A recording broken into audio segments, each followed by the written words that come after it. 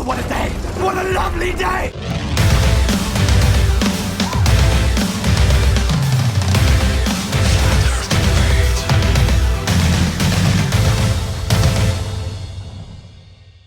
Welcome to Flat Earth Debate Uncut and After Show. I'm your host Nathan Oakley, and if you're new to this channel, or you've not done so already, then be sure to subscribe and hit the bell notification icon to keep up to date with all the Flat Earth Debate pre-show and after-show goodness. If you'd like to support this channel, there is a super chat that runs alongside each of these shows while they premiere. There's also a PayPal, Patreon and crypto link in the info box below the video. Now we are currently joined by Spurs Chemo, so I'll raise the mic on him and see if I can get his attention while my kid makes an absolute shed load of noise. Right, I'm setting up for the live show, so... Yeah, I thought that. Oh, shall I come back in a minute then? Or... No, not at all. Yeah. Go ahead.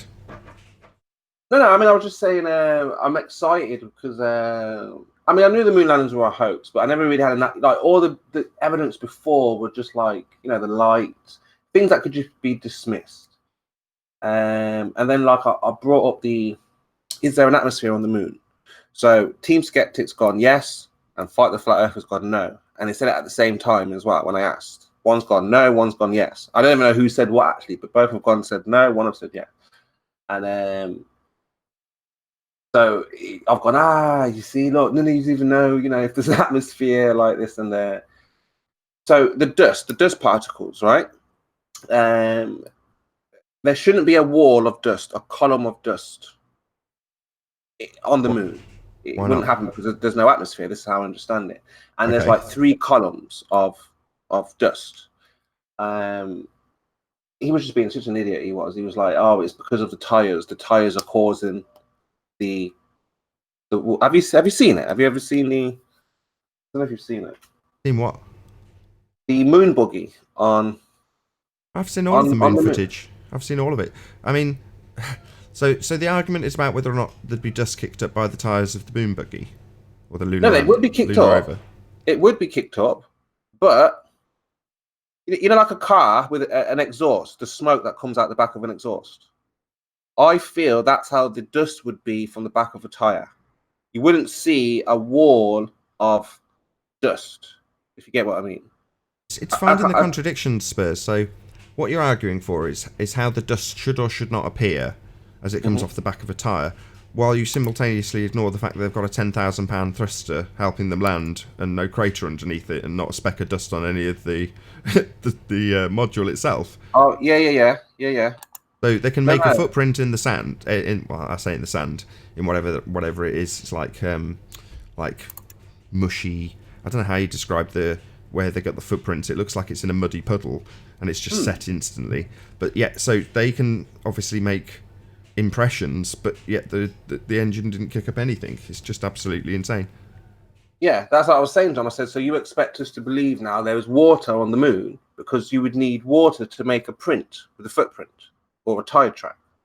Like, it has to be moist. Couldn't just, like, when you walk on the sand on the beach, you just sink. You don't make a print, do you? Well, they say it's very, very fine, but either way, you know, all I'm saying is that part of the argument in isolation, you could come to a reasonable conclusion on either side. Whereas when you juxtapose it with the fact that they haven't kicked up a speck of dust with a £10,000 thruster, and you know, it just absolutely beggars belief. I mean, this stuff's nonsense.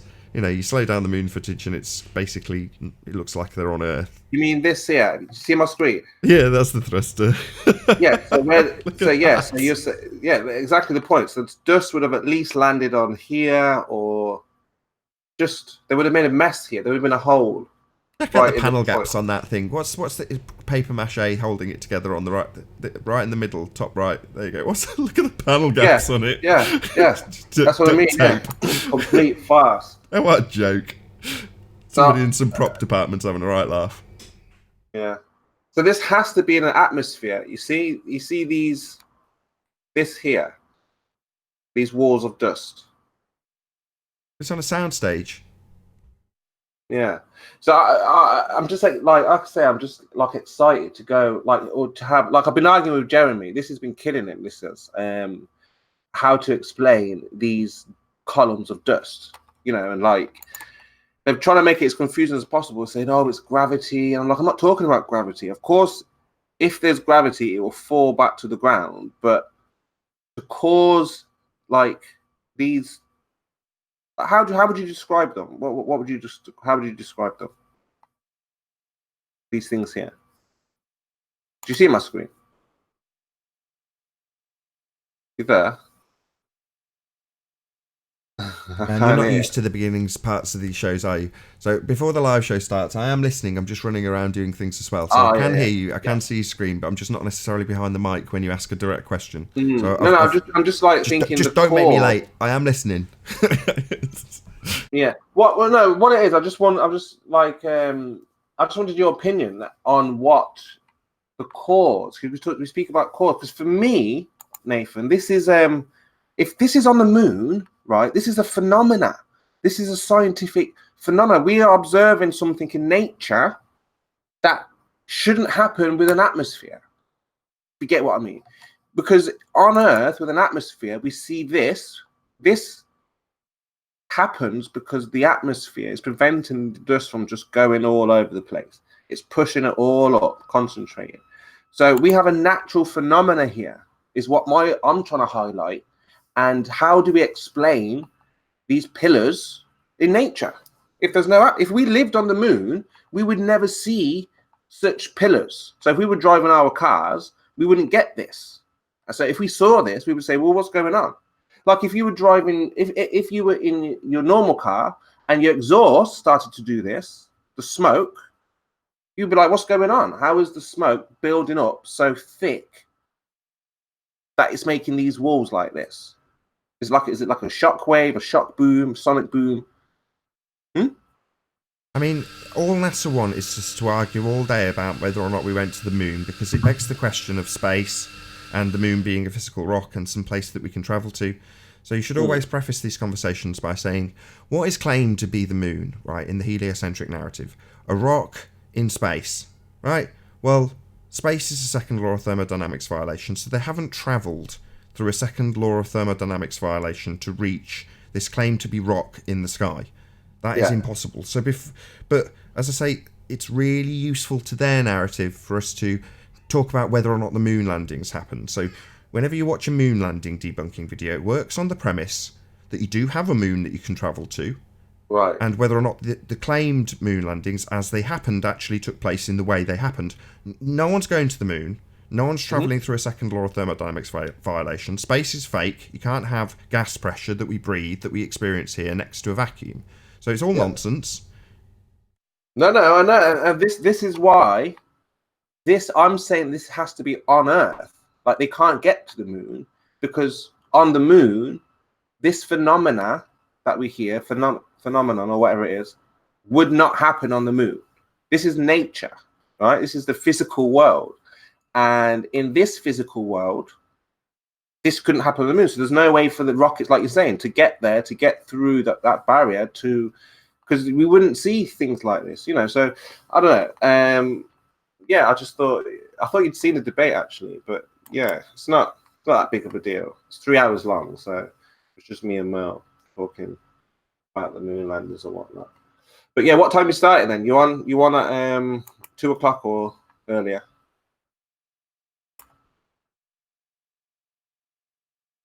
Yes, I'm starting at 2 o'clock. 2 about 20 minutes time. Just hang around. Have you got better things to do? Yeah, I'll pop back. I'll pop back in 10:15. Oh, for the beginning of the show, yeah? Just hang around. Have you got nothing else to tell us? Well, no, that was it really. Just about, because like, I think if we can get the moon landings, well, not you, but I'm just saying, if I'm bringing that up as well, because it shows we can't go to the moon. Like, as part of the argument, it shows that we can't, make that trip. I was speaking with Anthony, and we were talking about the 3 days it took to get there, and then 3 days to get back. Like, how would they? You need 3,000 miles per hour to get there in 3 days. So leaving the moon, you're not going to leave at 3,000 miles per hour. Things like that. So. Yeah, so many things, so many interesting things. Where's that? You said you said it would take them whatever period of time to get to the moon, and then you said to get there. So what is the moon and where is there? You then gave a distance. So before I could even, I thought I'll list these questions. I'll keep these questions, but they keep coming. So what is the moon? Where is there? How do you know the distance to it? No, yeah. Again, but that's what I mean. So those things are for them are set in stone, isn't it? It's set in missed stone. my point. We know we've measured it. We've measured You've missed it. my That's point. all they're going to say. Spurs. You've missed my point. What's my point? What am I trying to say by asking those questions? What's my point? Why am I asking? We don't know, do we? What they are, what it is. It's all assumed. Those are the direct. Yes, those are obvious answers to the direct questions. But what's my point? Why am I asking you that or pointing that out in this instance? Why am I saying that? Go on, tell me. Because I've already made the point. You've just ignored it. You're whistling past the fact that it's a begging the question fallacy to begin with. So they're assuming all of these things. Yeah, Spurs, try and listen.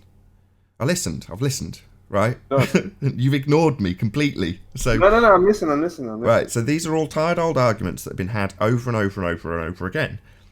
They work to NASA's benefit. You are currently working to NASA's benefit. Doesn't that alarm you? No, yeah, I hear what you say. Yeah, it's like perpetuating so pay attention. Argument. Right, so pay attention.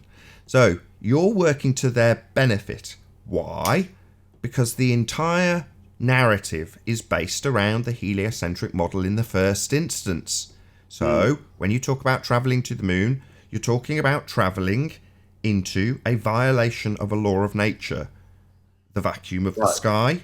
So, but when you start saying, well, they couldn't get there, brilliant, that works really well for NASA. Where's there? Well, it's a specific set distance. It's a rock that you can travel to. So it's still all kosher that we can travel to a rock in the sky, in the vacuum, right? No, Spurs. No. Yeah. We should be past this. There's a reason it rarely or seldom comes up on the debate about NASA, because its legs are cut off instantly. So where's the place they're travelling to, the moon, you say? Oh, where's that? It's in the vacuum of the sky, is it? Oh, right. How are we all breathing? How can you have gas pressure without a container? So arguing about the dust kicked up on the set, on the stage that they filmed it on, is already playing into their narrative that what you're arguing about could or couldn't be the moon. And what's the moon? Well, you're already begging the question that the moon's a rock in a second law of thermodynamics violation that we could potentially travel to while you work in the confines of that story and that narrative.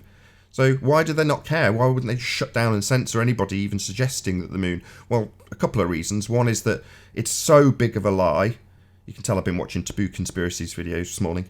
It's so big of a lie that you get away with the massive whoppers, the little lies that you tell daily. They don't slip people by because they're expecting little white lies. So they listen out for them. Huge, enormous, great big lies people don't tend to spot. And then you absolutely ridicule those who do pretend to know what they're talking about when it comes to camera technology or whatever else it is that they're detailing. The point being that always, without exception so far, I don't know of any other examples, they all work within the narrative of heliocentrism. Same with debunking the rockets in space thing. So you work on the premise that space is real and then try and debunk whether or not rockets work in the premise of Narnia, space. So why not just say Narnia's not real rather than working out whether or not they could take a trip across the snow, whether or not the snow would behave differently in Narnia, which is what you're doing. So the whole time you're telling this story and having this argument, anybody listening in is like working on the assumption that the moon is somewhere you can travel to. It's a rock in a vacuum. No. We're showing the opposite. We're showing that it's not a place that you can travel to. That's the whole point, is saying that the whole thing is a hoax. Not at all. How can you say that? Would the tracks kick up dust works on the premise that there is a place they can go to. It has dust, and all you're arguing about is whether or not the bloody tyres would kick up that dust. So, no, you're wrong, Spurs. What we're saying is, you don't have to like this, sunshine, but this is fact. You're playing into their hands when you beg the question for them. I say it to I see where you're coming from. I get what you're saying now, but what I mean is, what's happening is that in their reality, in their view, So I get what you're saying now. Yeah, I get what you're saying. But so yeah, I'm stepping into their view. So I'm saying, okay, we're in this heliocentric model. I know what you're saying. You're saying we shouldn't even go there and entertain that there is a heliocentric model, that we can go to a moon. But what I'm saying is that I've realized like what I'm doing. I'm not like blind. I'm saying that even in your heliocentric model, you can't get to the moon. This is not the moon. So this there's breaks next. down. So you've taken the next step. Okay. So no, but I get what you're saying. You're right. You've adapted, Spurs, and I'm just helping you. So you're saying you're right. You're right. I get what you're saying. You're right. I was about to make a new point, but you totally triggered or hyperactive over these points I'm making. It's fine. I'm used to it. Right. So you're right. You're right. I know. Okay. Oh God, Spurs. Try to calm down. Right, Spurs. Fine, yeah. Okay. Yes, I'm right. Thank you. But you've moved on. You're now saying that. Presumably, you're saying in future, I'll say it doesn't work in your model, right? So, two problems with that. The first and most obvious: we don't live on a model, so we don't. They're not in their model. In their reality. So again, I know what you're saying. I'm not. So see, in order to get them to speak, in order to get them to answer, you have to kind of step into their shoes. So no, you don't. No, you don't. I have this argument with Anthony all the time, or used to have it with Anthony. Very rarely now, and same with Ranty, when it came to the calculator. Oh, well, if we're going to have these arguments with them, we've got to beg the question. No, you haven't. You just rip their throat out with it. That's the beginning and the end of the argument. Do you want to win, or do you want to beg the question for them? Which one do you want? Do you want to be right, or do you want to beg the question of their model? And then say that it's their reality. That's my point, Spurs. It's not their reality. It's not a physical Spurs, thing. Spurs, come on. Why are you doing this? But you're not wrong. Again, the thing is, you're not wrong. You keep saying that. Rather than letting me finish a sentence, you keep agreeing and going, yeah, you're right. Okay, well, is that it then? No, but the thing is, I'm coming from a different angle, is what I'm saying. I'm aware that by giving them room to discuss, like instead of me holding their toes to the fire and saying, look, there is no heliocentric model, prove this model first, I'm saying, okay, fine, you've got this heliocentric model, let's see how well it works, let's see what it can do. And then once you break it down from within, okay, eventually they say, well, if there's no heliocentric model and there's no moon, there's no way to go there, they have to look at it because I get it, their minds are stuck on it's a ball, the model works, unless you show me how it doesn't work. See, and if they've got that mindset, you'll never ever convince them, or it'll just be a separation. It'll just be you go your way, I'll go my way, and that's it. And you'll just call each other names. But if you can get inside why they believe what they believe, break it down from within. I'm trying to do that with you, and you not even you will let me. So number one problem. Right, we don't live on a model, Spurs. And you're saying, well, unless I entertain the idea of living on a model, then they won't talk to me and they'll call me Nate. Oh, well, that's not your problem, Spurs. However, that's a reification fallacy. Who cares how their model works? It cannot take into account every single variable in human existence. That's not possible. So it's irrelevant. It's pseudoscience. We don't live on a model. So you're begging the question for them and saying, well, in your model, this, that, and the other works, or this doesn't work. Well, all you're doing is keeping them locked in that paradigm. If you're trying to help them and give them the truth, then you need to start from point dot and say, we don't live on a model. I'm not disagreeing with you. I mean, again, for me, it's psychology. It's propaganda. They've been indoctrinated with things. So you have to kind of, again, it's not an argument. I'm not disagreeing with you. You can either be point blank, you've got no model, you've got none of this, prove it to me and take that stance. Yeah, you can do that. But then it just shuts people down because you just cause separation. They say, okay, fine, you go that way, I go that way, and have a nice day. Well, that's the situation though, isn't it? They believe they have a religious fundamentalist zealot point of view. Their point of view being the Earth is a sphere, and you're saying, well, unless I come into your little cult, beg the question, and assume the Earth's a sphere, then we can't have a conversation. Well, they're cult members, Spurs. So, okay, you could do that. They're in the fire. I have to actually go in the fire to get them out. I can't stand outside going, come out, come out. This Sorry, is who's why worth rescuing? Who in that fire that I would know by name is worth rescuing? Name one. Well, I feel it's man's duty to save everybody that's in that fire. Name one that we know of, that you could name, that I know of, that's in that fire, where you've got to beg the question to talk to this them. is where the religious aspect comes into it for me. So that's probably why I see it like that. You know, I feel like everyone is worth saving, and everyone has the opportunity to think about these things. And yeah, I get your point. You know, these people don't get it, so just leave them to their own stupid thoughts or, you know, imagination or whatever. But we were there. I don't know if you were there, but I was there. I was a ball earther, you know, all those years ago. And, you know, I question it. But the difference is with them is that they're just doing it longer. They're taking more time. They're just saying the same thing that I was saying like in the first week or day or whatever. And I'm saying you're not helping, but you don't want to hear it. You're saying, no, I've got to beg the question. Well, that is the undoing of the argument. And you're saying, well, no, let's not undo the argument. Let's go into the fallacy. Let's beg the question with them. Let's talk about going to a place that can't be travelled to because it's a violation of a law of nature, and talk about whether or not the dust will get kicked up behind the tyres. Well, you've got to break them down. If you're not helping. they don't talk, all I'm saying, Spurs, trying to, is that isn't helping. In fact, it plays into the deceiver's hands, in this case, NASA. They're delighted when you beg the question.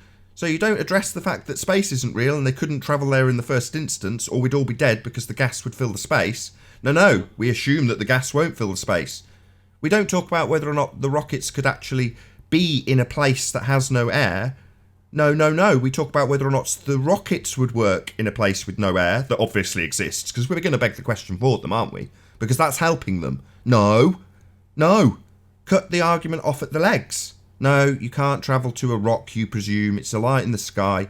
You can't go to it because you'd have to travel through a second law of thermodynamics violation. And if that was true, that there was a place called outer space, a vacuum, then the gas we all breathe would dissipate immediately into it, and we wouldn't have any gas to breathe. So that's definitely not happening. You're not travelling anywhere. No, that's not possible. So let's not worry about whether or not you can kick up rocks on somewhere that you can't travel to in the first instance. Their narrative is flawed from the outset. Just point out where it's flawed from the outset, and then, we don't have very many conversations on this show about NASA. That's because I can cut the legs off it within about 3 breaths. But let me tell you why. It's just a way that I like to do things. I'll tell you one reason why. And it was on Fight the Flat Earth show, which was classic, like I said, when I said to you earlier on. I asked them, is there an atmosphere on the moon? And both ball earthers, one said no, one said yes. Now, the audience went crazy because they were like, you see, you don't know what you're talking about. You know, it's not real. One of you said, you know, and for 5 minutes now, I was like, who should I believe? Who should I go with? You've just told me yes, you've just told me no. So you're both showing me that none of you know physics, none of you know science, none of you know what you're talking about. So for me, it's just an angle. It's not like, you know, I don't think it's giving them any fuel because they don't know what they're talking about. And unless, like, the person, like, you know, I feel like I know how to handle, you know, these people who know what they're talking about, then what they say will mess them up, which is what happened. You know, because now if one of them says yes, one of them says no, then I don't have to say anything anymore. Just leave them to decide with each other to argue about, well, is there an atmosphere or not? So then after that, I can say, well, this is all bogus. The moon landers are a fake. It's a hoax. It's all Hollywood basement. And, you know, they were silent after, you know, it was nuts. It was crazy. I want to applaud you, Spurs, but them arguing about whether or not the rock we can travel to in their narrative has or has not got an atmosphere begs the question. That's my point. Now you think, we're helping. Arguing, I win, don't I? Because I say none of you know what you're talking about. Not at all. So both of them are going, well, has the rock we can travel to in the second law of thermodynamics got an atmosphere, also violating the second law of thermodynamics? No, they're not thinking that. They're thinking there's a rock, it might or might not have an atmosphere, and we can travel to it. So you've not helped at all. That's my point. I didn't end it like that. Sorry. But I didn't end it like that. I said, see, the whole thing is bogus, you see. And this was the problem now, because now they're angry with each other because one of them should have answered either yes or no. So now between them, you know, yes, they may be stuck a little bit further, but, you know, eventually they'll be like, well, you know, we simply don't know. I think it takes time. You know, these people study these things for years and years and years, and it's a bombshell to hear that the Earth is not a ball and space isn't real. It's an absolute bombshell. And if they'll just shut down, like right now, Anthony was speaking with them. He just came into Discord, and they just all went crazy. They just went nuts. Can I try and give you an analogy, Spurs? What you're doing effectively is picking apart the plot holes in The Lion, the Witch, and the Wardrobe, rather than pointing out that Narnia isn't real. That's what you're doing. Right. You're saying, based on the fact that they tell us in the story that Narnia's got a slightly different atmosphere, could the gas lamp on the corner when they first go through the wardrobe actually work at all? Because I don't think the gas lamp could work. I get what you mean. I like that one. Right, so we're worrying about whether or not the snow would settle, and whether or not the gas lamp would work, and whether or not Aslan can talk, as opposed to pointing out that the entire place this narrative takes place is fake. All right, I get it. That's funny. Like picking the holes in Narnia is like, yeah, I understand that one. Yeah, will they leave footprints in the snow? That's the reality. Will they leave footprints in the snow? Right, that's what you're arguing about. Will they leave footprints in the snow in Narnia? Well, space is fake. So let's not worry about whether or not we can actually leave footprints on what you claim to be a rock in a second law of thermodynamics violation. Has it got atmosphere? Well, in your narrative, it's a rock in a vacuum. So no, it definitely hasn't got an atmosphere, and neither would we have, because space is a second law of thermodynamics violation. I think that's more of a critical detail than whether or not your tyres are kicking up rocks. That's just my personal view, Spurs. All right, I get it. Hey, Nathan, good morning. Good morning, 10th Man, and good morning, Paul. Can I add something to what you guys were talking about? Feel free. It gives me an opportunity. I'm going to be so late having this conversation with Spurs. Hey, Paul, can you just give us a quick sound check? Yeah, that's what I was waiting for. Yeah, I'm here. Go ahead. Perfect. Go ahead, 10th Man. What's your point? Sure. Yeah, I agree with Nathan here 100%, because even as a Christian, I want to help people. But unless they're willing to hear and listen, you should walk away, because you're just going to get bogged down in 1,200,000 arguments that they have been contrived, and it's in their head to defend the undefendable position, whatever the argument is. So on this topic of the flat earth, with the violation of the second law of thermodynamics, and can you have gas pressure without a container, you just nip it at the bud. And no matter what they throw, you don't have to answer it, but they have to go back and check you out, check that statement out, if they even want to know. This way you save a lot of effort, because then you're only talking to those that want to hear. Because there's a zillion arguments on every point, and they just have no end. So what Nathan is doing is saying, well, that's great, except your whole formula is wrong because it violates this. And they can't go anywhere. They have to now say it doesn't violate that. So they're stuck to answer that question. just to be, because again, I like to think about these things. So again, Nathan, we're assuming that this light is a light or a rock. We don't know what it is. We don't know if it's in a vacuum. We don't know if it's in our atmosphere. So, gotta stop you right there. Stop. Hold on. Stop. No, because you made a full statement already. Stop. Stop. Nathan, come on. Well, you've made a full statement. You've said we don't know that it's not a vacuum. Yeah, we do know that absolutely without any doubt whatsoever. No. What I meant, what I'm trying to say is that you're saying Narnia, which we know is not a real place, but the moon we can see is somewhere where it may or may not be possible to go to. It's not like behind something. It's not like behind through a door, like when Narnia, So I mean, the question is, we would still question: can we go there? Is it possible? Like right now in this moment? The people you're arguing with, Spurs, have got pictures of them going there, though, haven't they? So let's not concern ourselves with whether or not we can or cannot go there. No, I mean on a flat Earth.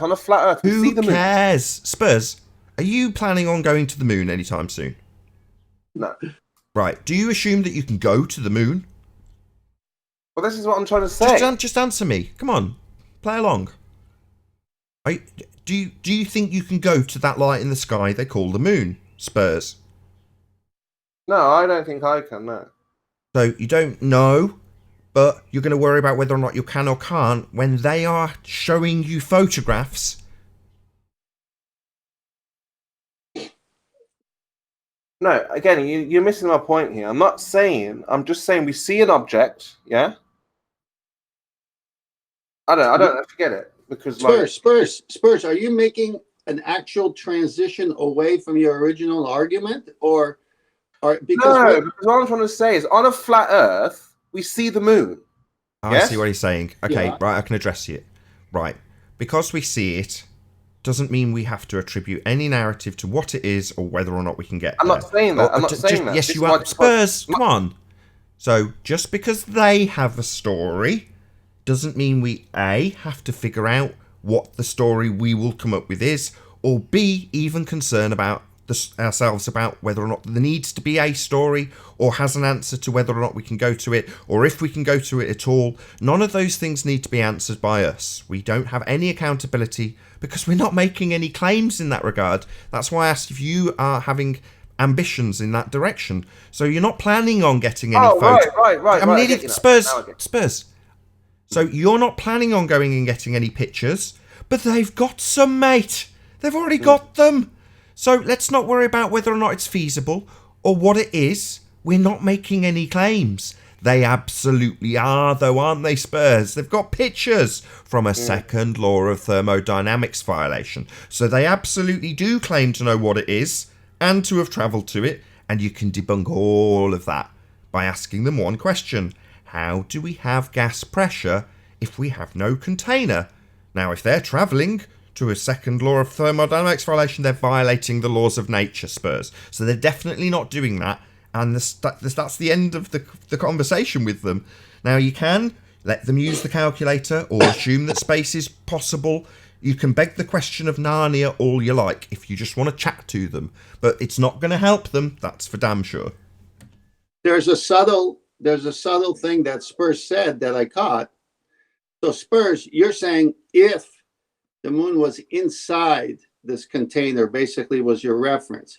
But they've already told us that it's 238,000 miles. It's in the vacuum of space. So the paradigm everybody is living with is the lies of NASA that it's in the vacuum. Mhm. But now you made a little transition and said, yeah, but we could see the moon. And what if it's inside the container? Can we still go to it? Well, that's entirely a whole different question. And then Nathan said, well, are you planning on going to it? So it just derails their initial argument that they're lying. I was just talking to us. I was just saying that to us, like moving on. Right. But the point is you have to make a transition. Hey, listen, changing the subject, this is among us. What if? Okay. Because I didn't catch you at first. Oh, yeah. No, I was just talking for us, like on the flat Earth, we see it. All right, that's for another time. That's fine. Okay, fine. No worries.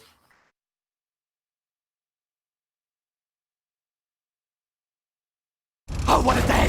What a lovely day!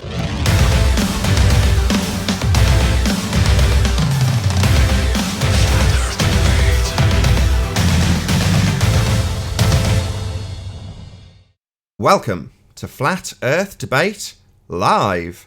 I'm your host Nathan Oakley, and if you are new to this channel or you've not done so already, then be sure to subscribe and hit the bell notification icon to keep up to date with the Flat Earth Debate. If you'd like to join the community debate, then go to nathanoakley.com and check out the Flat Earth Debate forum. If you'd like to support this channel, there is a super chat that runs alongside each of these shows while they're live. There's also a PayPal, Patreon and crypto link in the info box below the video. Most importantly, if you'd like to join the discussion, simply mute the page you are currently watching, then click the link in the info box below this video to join the panel and express your views on the shape of the Earth.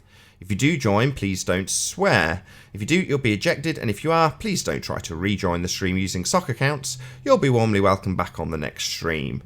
Please also share the show on social media. Sharing the show obviously increases the live audience, but this in turn increases the chances of a more diverse panel, so please share the show. And one last time, if you're new to this channel, or you've not done so already, how dare you, then be sure to subscribe and hit the bell notification icon to keep up to date with the Flat Earth Debate. Now, we are joined by Spurs Gimo, 10th Man, and Paul. Very good to have you all. Good morning. Good afternoon. Hello. Hello. Any signs of Earth curvature? None whatsoever, Nathan. Nope. No. What about axial rotation? I'm not that either. Any evidence of the distance to the sun? Just the light in the sky. Certainly is. What about scientific evidence of gravity? They keep saying it's there, but I've never felt it or seen it. No. What about evidence of a self-perpetuating molten iron core at the centre of a presupposed spherical Earth? Only when I have an upset stomach, it's in the center of my tummy. Paul, Spurs? I hold out so much hope for this one. Nope.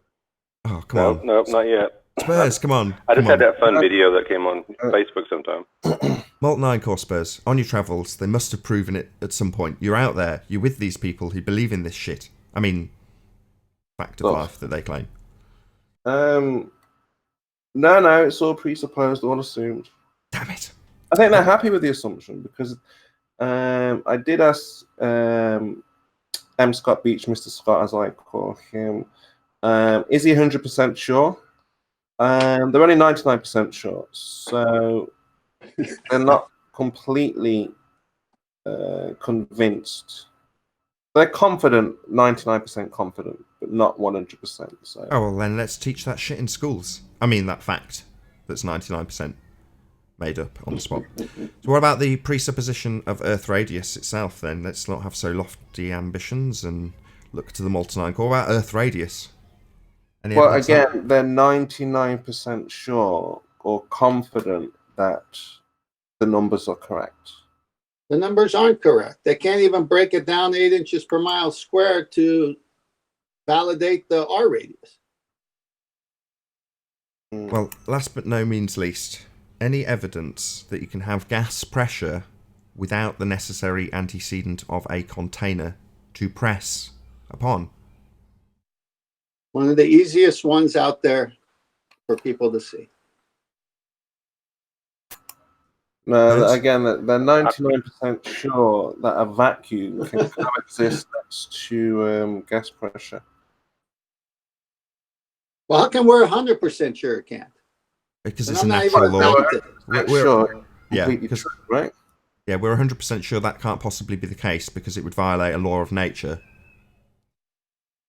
Well, they're 99% sure that it's a reality. So, Yeah, but they're scientists, and I'm just a farmer, and I'm 100% sure it's not possible.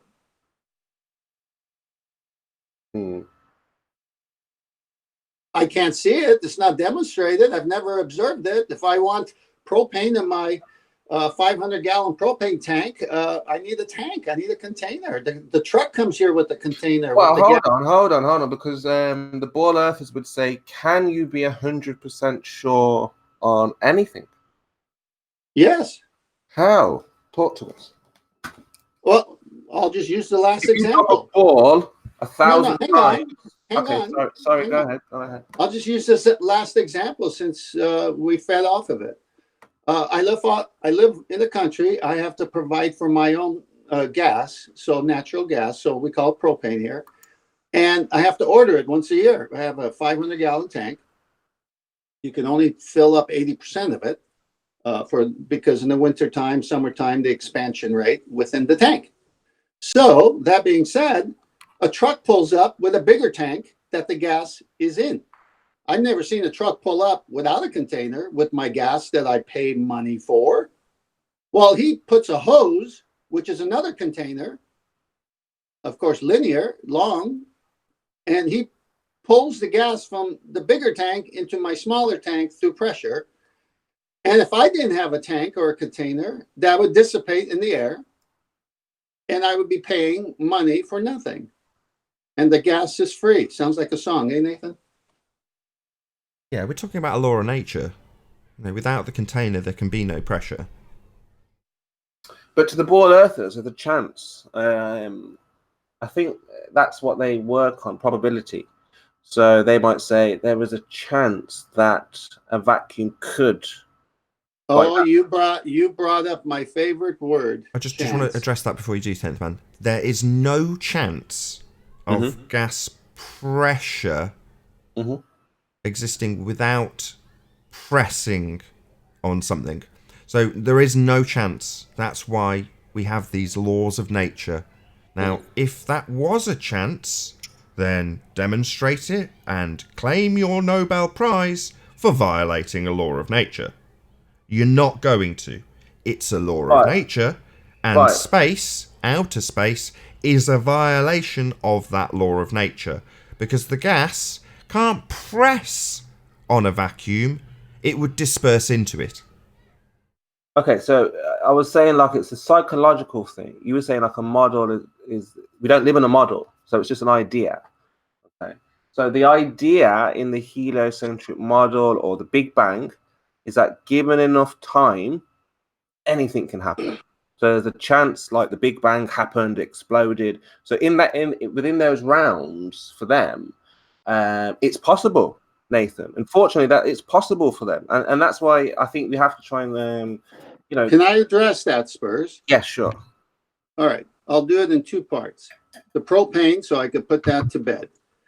My neighbor is a baller. He also owns a container in which he puts his gas in. I would like for him to put his money where his mouth is.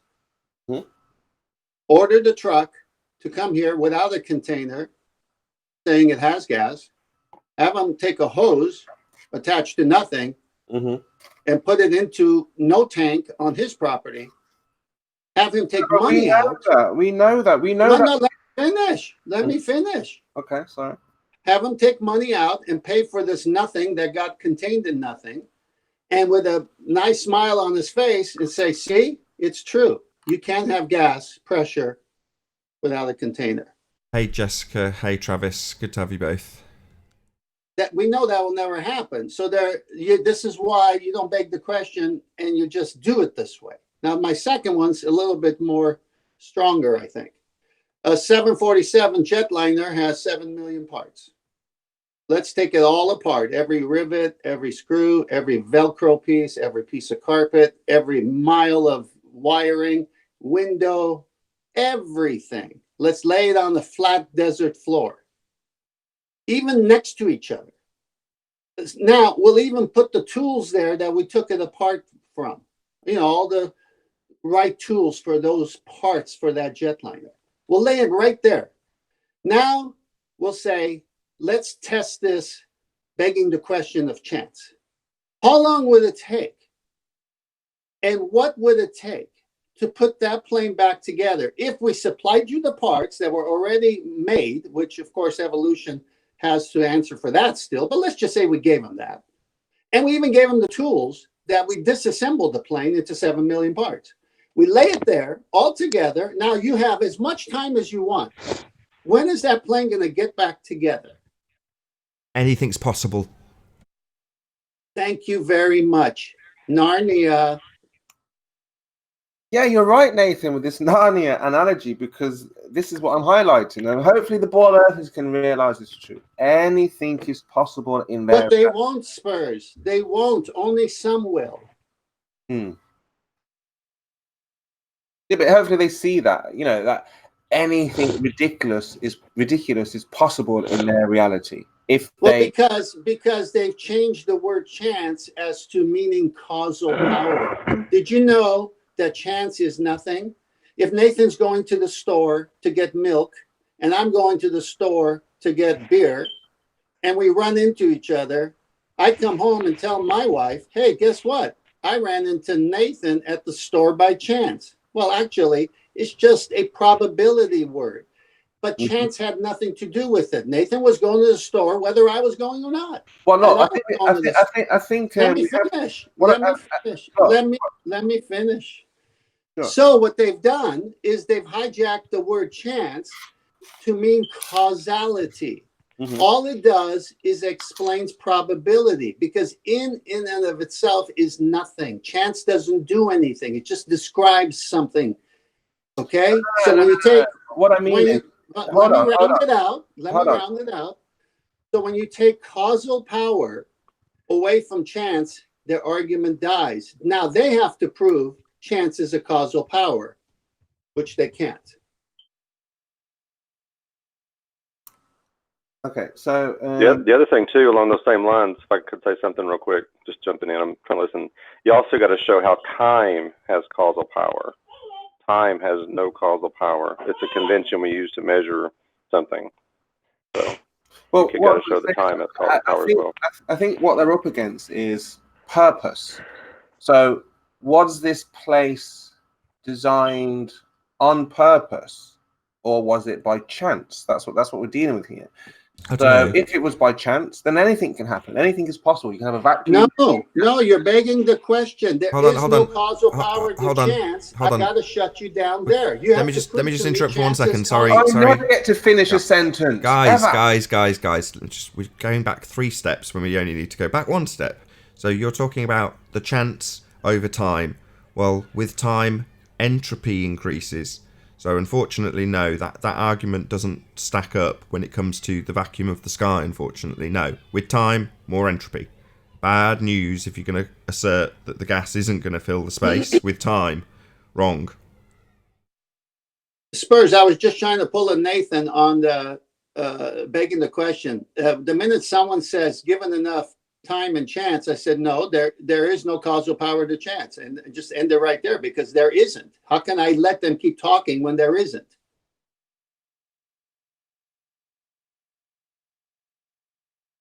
I'm just looking at it from their perspective. This is what they say, right? How did the Big Bang happen? You know, if there was nothing for whatever period, and then something happened, they say, given enough time or a period, the Big Bang, you know, was a something that was very rare, because Big Bangs don't happen all the time like this. And now they do. Well, I don't know if they do or not. Big Bangs happen all the time, but you know that's what they say. It's very rare occurrence. Who says that? Well, can I say something, 10th man, before you jump in?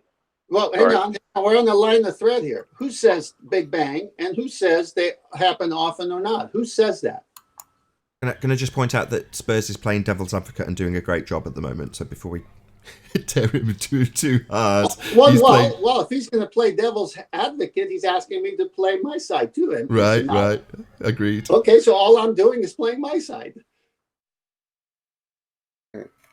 So where's that source of that information that Big Bangs happen all the time, and black holes like the one a couple of weeks ago, that so-called picture of one that looked like a donut? Yeah. Okay, so who is putting out that information? Isn't this the same institutes that tell us you can have gas pressure without a container? Okay. All right, so when I find someone lying, I look at their next statement a little bit more carefully. If I see that they're lying about their next statement, I'm pretty much done with them. I mean, one lie, maybe accidental, maybe not on purpose, maybe exaggerated story. But when it's on purpose, time after time after time, then I already know the source is bad. No, well, I'm just looking at how they get away with what they're saying, right? With what they're doing. They're not getting away with what they're saying and they're doing. These are willing accomplices who believe it. Oh, I've got to disagree. So this is the first point I made with you, Spurs. The way they get away with it is because there's specific key parts of the narrative that go unquestioned when you have certain arguments. In other words, space, the vacuum thereof, is assumed to be real when you talk about the moon landings and argue about them. So that's automatically assumed that you can have a violation of the law of nature, and you can travel through said violation to get to what they say is a rock that you can travel to. So all those things remain in hand and assumed throughout that discussion. Well, that's how they get away with it. Because nobody's questioning the space bit. Well, the vacuum of the sky is real. Well, of course it is. Let's not question that. Let's question about whether or not they kick up dust when they're using a buggy. You see what I mean? That's how they get away with it. Yeah. Nathan, my point of getting away with it and willing accomplices was obviously in reference to us talking to them and them still believing the lie. That's what I meant. Oh, I just think they're deluded. Well, they want to be, because it's not important for them to see the evidence and do something about it. Now, when I saw it, I did something about it. I can't explain why, but I did. I think they're afraid to let go. Because I am speaking with these globalists, and the feeling is, if they let the globe go, they don't. Where do they go? What do they do? They feel. It seems the feeling is that they will be completely lost. Because I can answer that. So to them, I'm not saying to everyone here on the panel. I'm just saying to them, it's either science or religion. So they don't want religion. So if science, or the version of science that they feel is science, is they have to let it go. The question is, where do they go? Because remember, they're always asking us, well, what's the shape then? Give us the model. Give us something. So they want something to replace this globe, because they don't want religion. They want a scientific, or how they see science. They want a scientific explanation to replace the one they already have. Yeah, they want a new just so story. That's why I said earlier, you don't need to give them a just so story. You don't need to decide whether or not the moon's a physical place that you can travel to and come up with a story, either not or based on that fact that you've made up. You don't have to do any of that to pummel the living daylights out of their assumption. Think about it. If Flat Earth came out today on the news... Hey, Nathan. If it came out today on the news, all of these people, what do you think would happen? I'll tell you exactly what would happen. What would happen, Spurs, is that they would have to question other narratives given to them by the people they trust.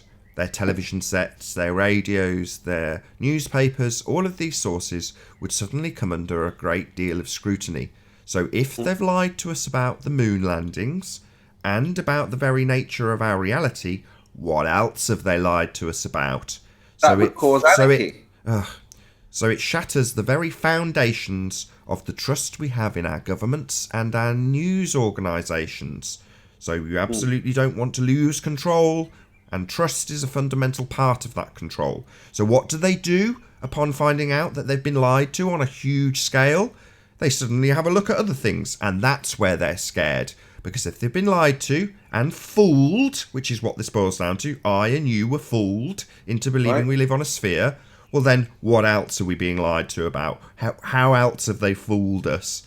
That's what happens. And that's the scary bit for a lot of people. I've heard globers, and I felt quite a lot of pity for the particular glober, whose name I won't mention in this instance, out of respect for the pity I felt for him, when he described the fear of having to question all of the other things around him in his day-to-day existence. Well, are they lying to me? That's what I'm talking about, the fear. This is why we're seeing the aggression and the anger from these ball earthers. This is how I see it. They take it out on flat earthers because they can't take it out on authority, right? They would be arrested. They would probably, go to jail, things like that. So they attack the messenger. And, I do think most of them realize they have nowhere to go. The earth is flat, there's no ball. But for me, they want something. We can either just say, go along on your merry way, we don't have anything to offer you, which we probably don't.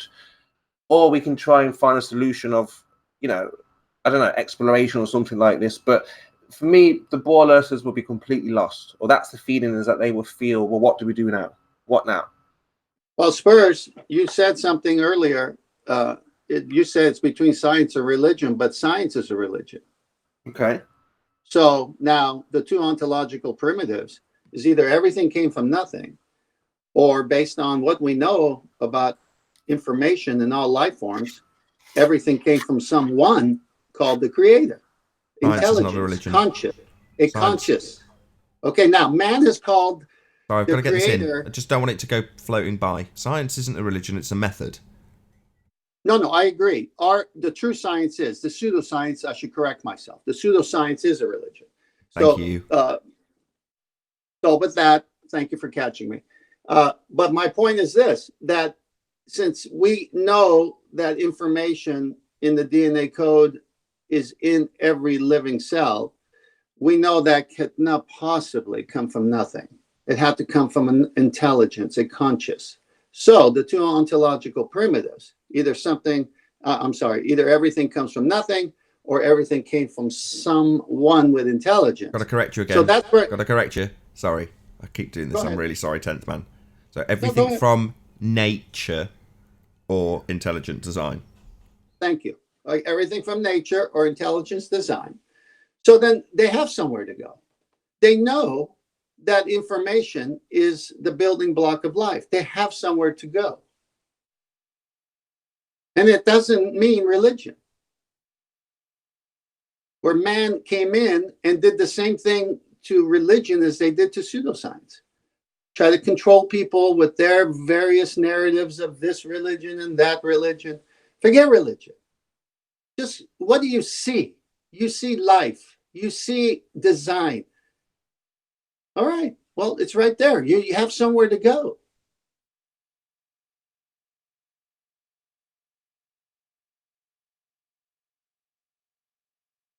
I think there's an aspect of this too that comes to the idea of responsibility.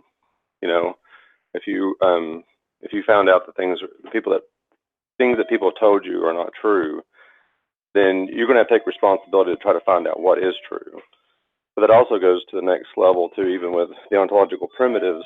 If there's a designer, then there's responsibility if there's meaning and purpose in this creation. So you have responsibility there as well. So what are you going to do there? So I think it really comes down to, as long as it's somebody else's information, as long as it's somebody else's, preaching or teaching, whatever, then they don't have to hold responsibility for themselves. It's somebody else's responsibility. So I think there's an aspect of it in that as well.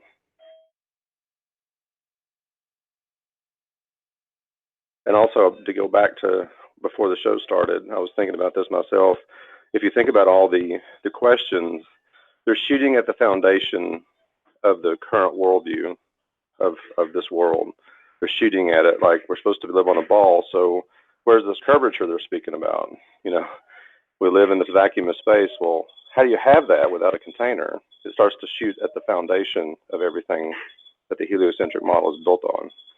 You're shooting at so shoot at the foundation, not the tree branches.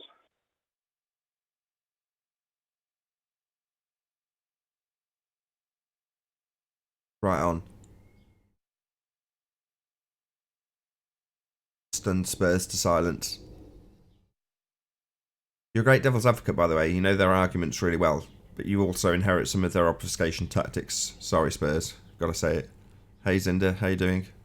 Hi, everyone. Hello. The thing is, you see, I have a great deal of sympathy for the opposition here because it's not their fault. It's right. not their argument. Yeah, They didn't Zinda. create any of the arguments that I put forward. And, to see so much emotion over something that, they didn't create, for me, I feel sympathy. So I try as much as I can to, look at it from their perspective and, try to dismantle it from the inside. So if they can't explain it from the inside, it usually helps them, see the bigger picture. I wonder how grateful Zinda is. Are you pleased to hear that? Spurs has got a lot of sympathy for you. He feels sorry for you, Zinda. Yeah, I actually came here to tell Chemo that, Chemo, don't let your dreams be dreams. Mm-hmm. You know everything is possible. Don't let your hope go. Always stay positive. Yes. Because of the conversation you had 10 minutes before. Yes. Anything is possible. Remember that, Chemo. And I feel sorry for you too. That's really sweet. Thank you, Zinda. That's great. I'm Thank you. quite touched. Yes. Okay. Have a nice day, guys. Thank you very much. Zinda. Bye. That was excellent globe earth input that you gave us there. Thank you. Hey, Spurs. Hello. Yeah, you are doing something. You're starting the conversation. When you run into a buzzsaw because they choose to believe the pseudoscience lies, and you make an attempt to bring new information to them, you are showing sympathy. It's just not being met with openness. Now, you may have just planted the seed. So then they go 2-3 months and someone at work brings it up, some other flat earther. Eventually, they're going to have to deal with it. So don't try to make the grape become wine in one day. No, of course not. I mean, I've understood this is a marathon, right? Not a sprint. And There's 7 billion people to conversate with and explain that we've been lied to, basically. You see, so yeah, it's not a rush, but yeah, you've got. I feel there is because I remember how it was, right? The outrage, like I felt when I found this out. So I just see that rage with the ball earthers. They're just continuing that rage. They just won't let it go. So They can't. I They feel. can't let, Mhm. they can't let it go. I mean, I had a conversation with someone who has very similar stances on views that I do, and I brought up gas pressure without a container.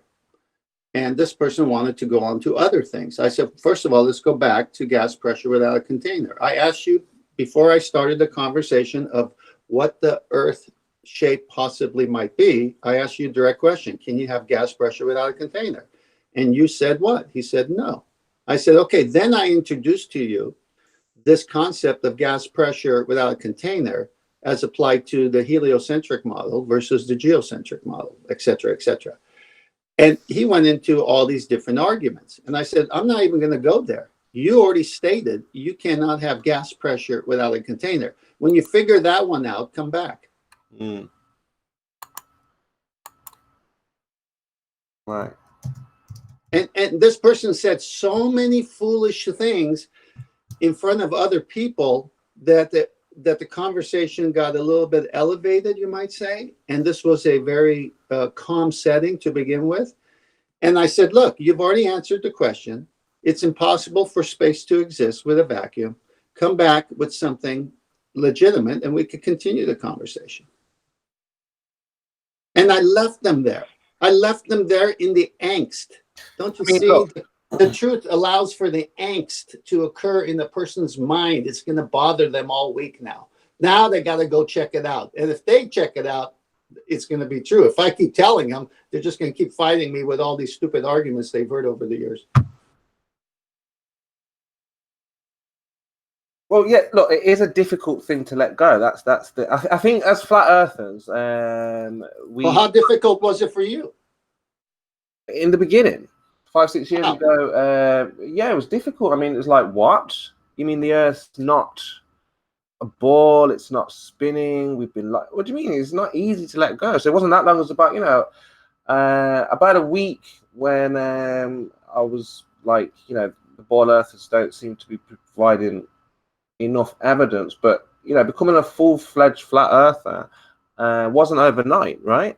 And I don't think anybody will become a flat earther overnight because it's such a huge shock, right? I did. But I would say it wasn't difficult for you. It just took time for processing of these new ideas to take shape in your mind because you were being critical. And so I wouldn't use the word difficult. You could say it took time, but you were constantly thinking about it. You were constantly checking one source against another. So you were active in your unbrainwashing, if that's a word.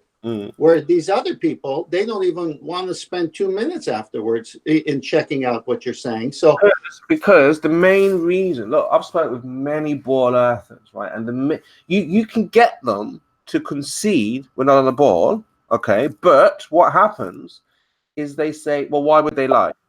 They say, what's the lying? And if you can't give a sophisticated answer on why and how they've lied, like explain who's lied, when they've lied, this is what happens. You can get the globe earther very close to Earth, but they want to know why would they lie, how did they lie? Hey, I can answer that. Can I speak to that?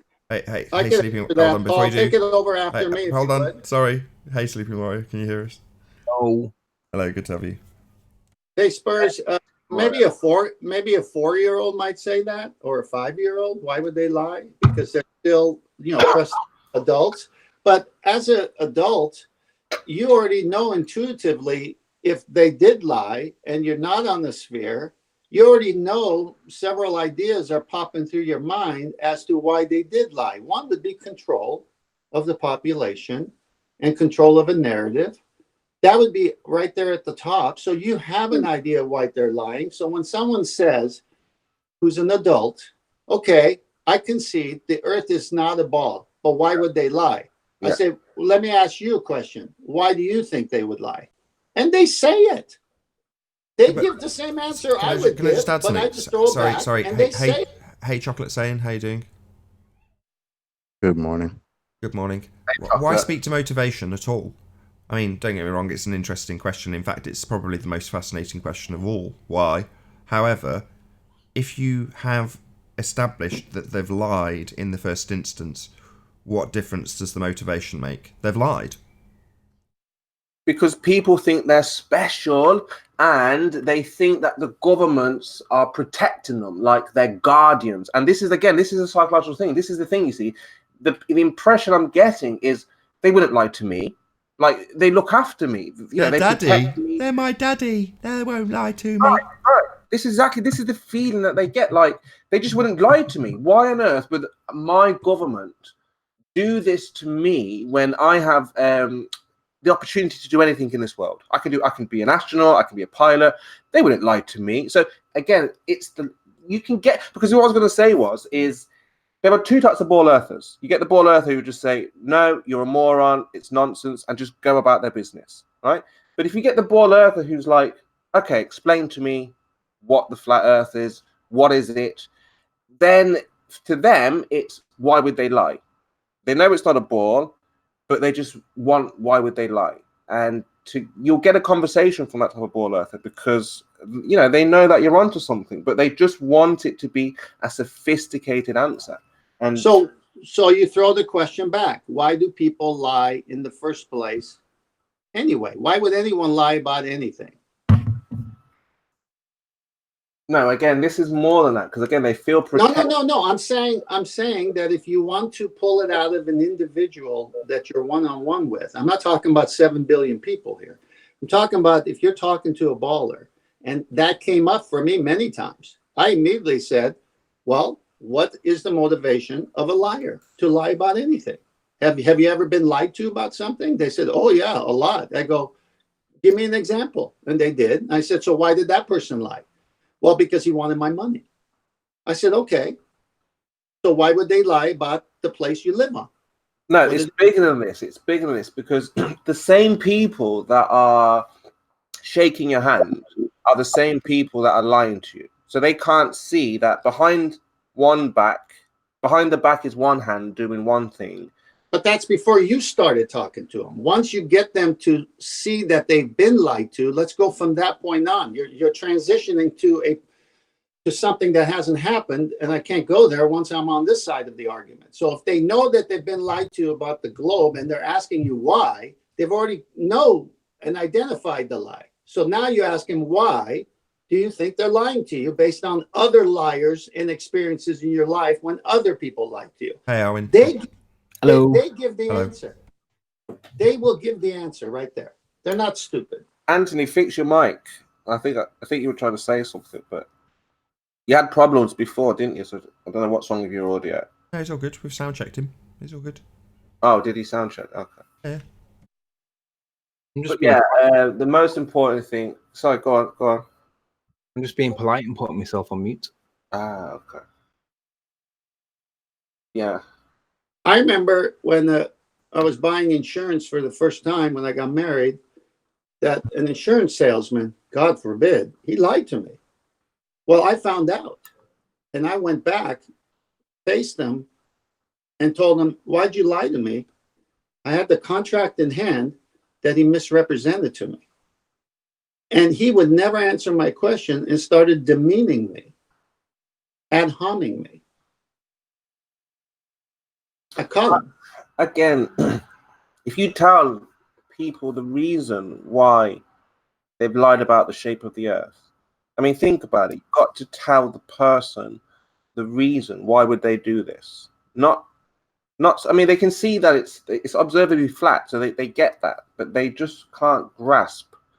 The world is functioning. You know, things work in this world to them. That is, and why would I have to tell them the reason? If there is order, this would create disorder. So that to them, it's like there's just no way they would create this level of disorder. You see?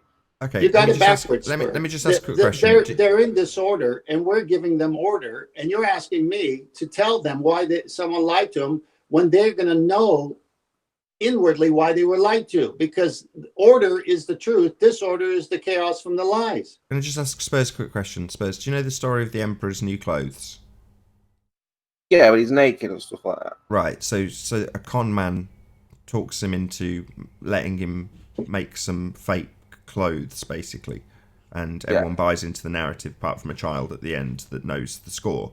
Now, if you remove the payment aspect, so the tailor is being paid, but if that wasn't part of the story, if it was completely left out of the story, would it alter in any way the outcome of the story? Right.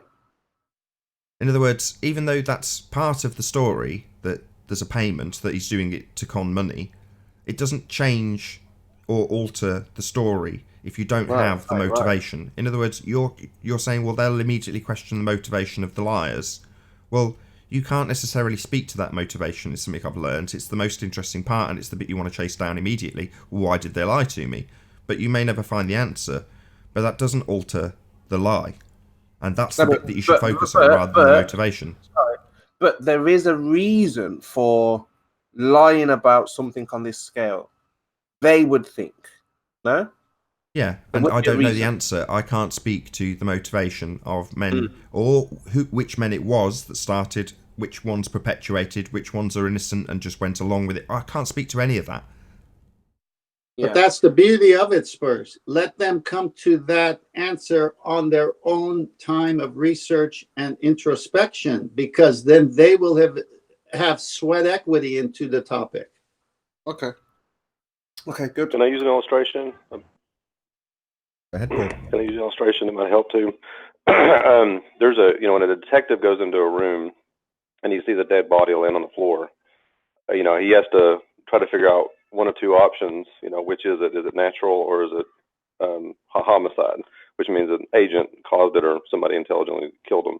So he goes through all these processes and he walks out after all of his investigation.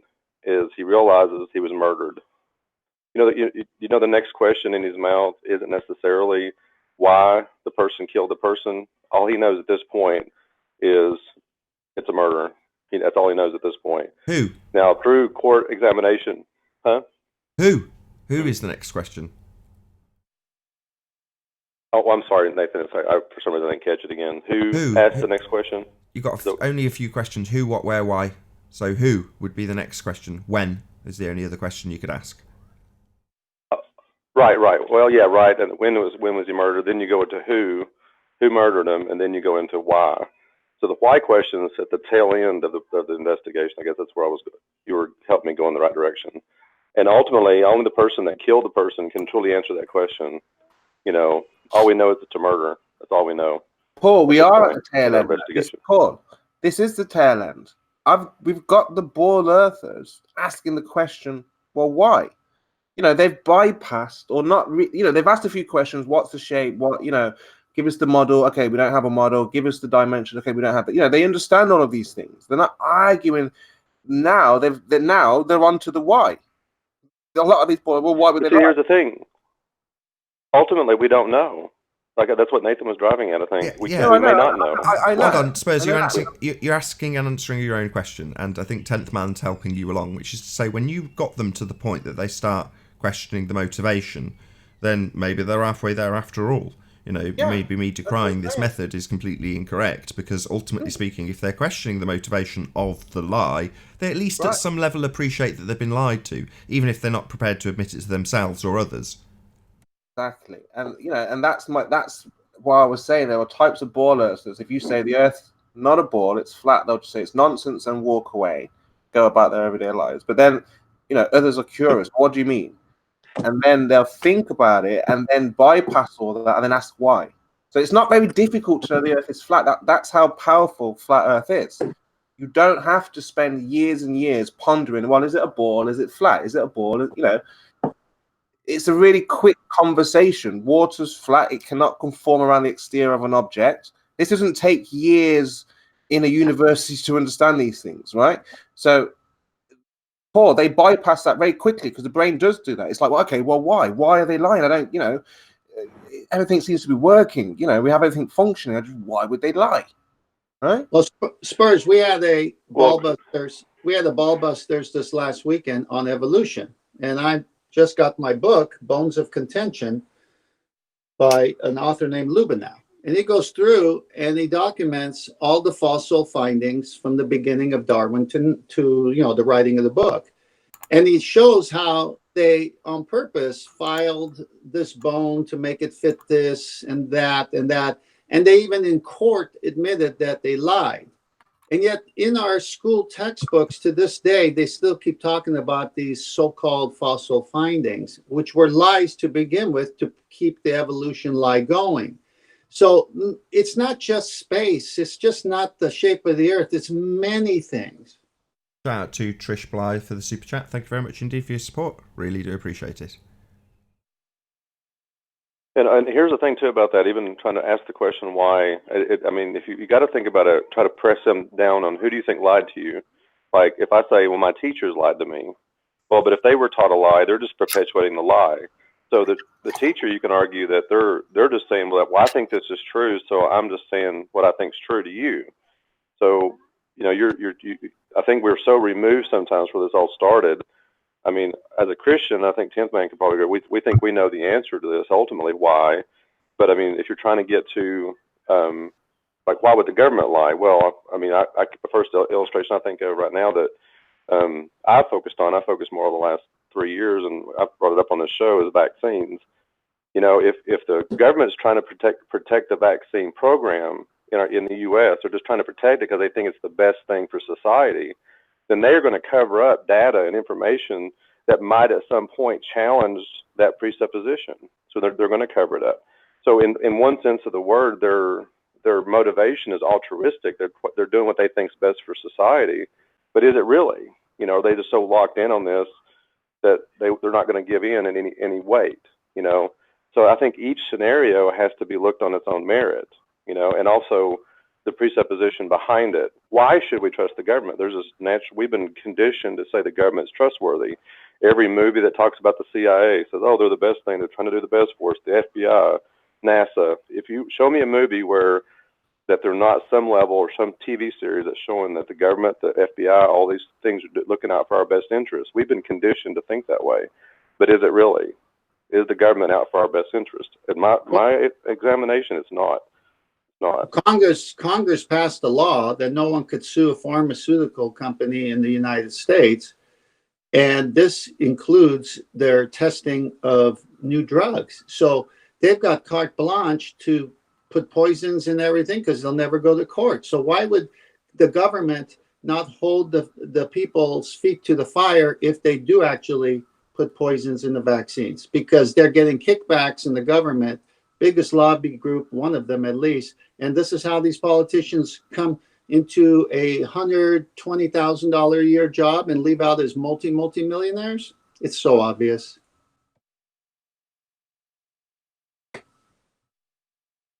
There's only three motivations, I think, for lying: money, power, and sex. I think those are usually the three motivationals behind why people lie.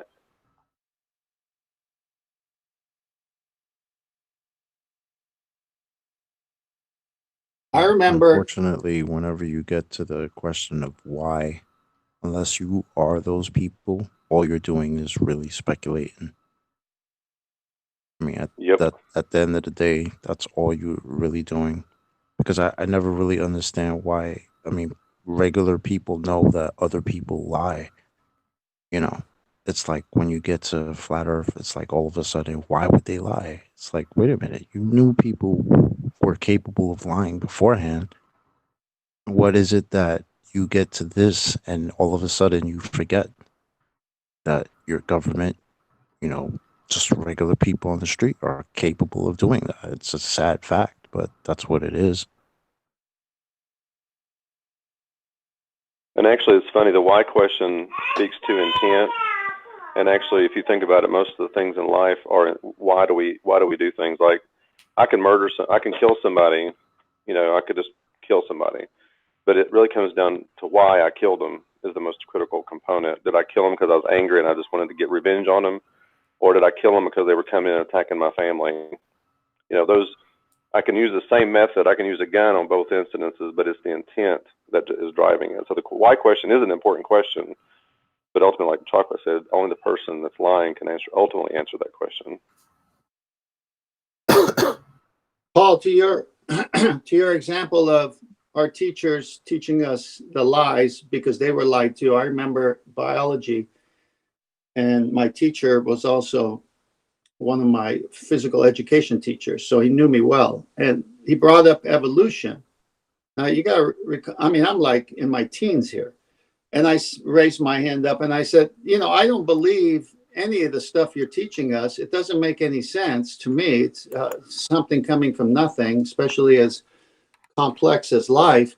And he kept answering me through the school curriculum, and I kept bringing up good arguments at that age, and I didn't know other than what I knew intuitively. So what happened was, the way the conversation ended, he looked at me and he says, and he called me by name, and he says, for the sake of the show, 10th man, I don't even believe it, but I have to teach it.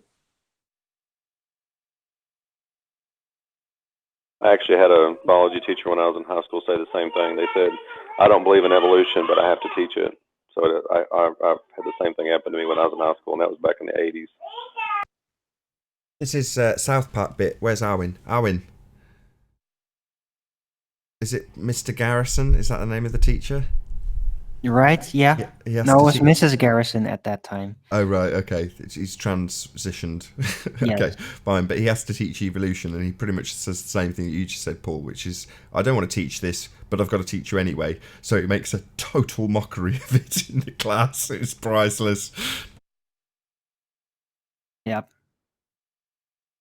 And he gets very expressive about her disdain over it, basically.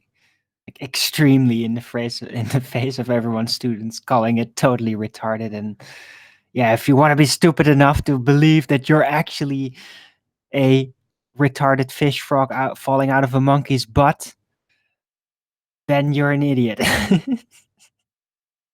Well, if you think about it, even the teacher's motivation is a money-based motivation. He doesn't want to lose his job. He doesn't want to lose his job because he won't have any money. If he doesn't have any money, he can't provide for his family.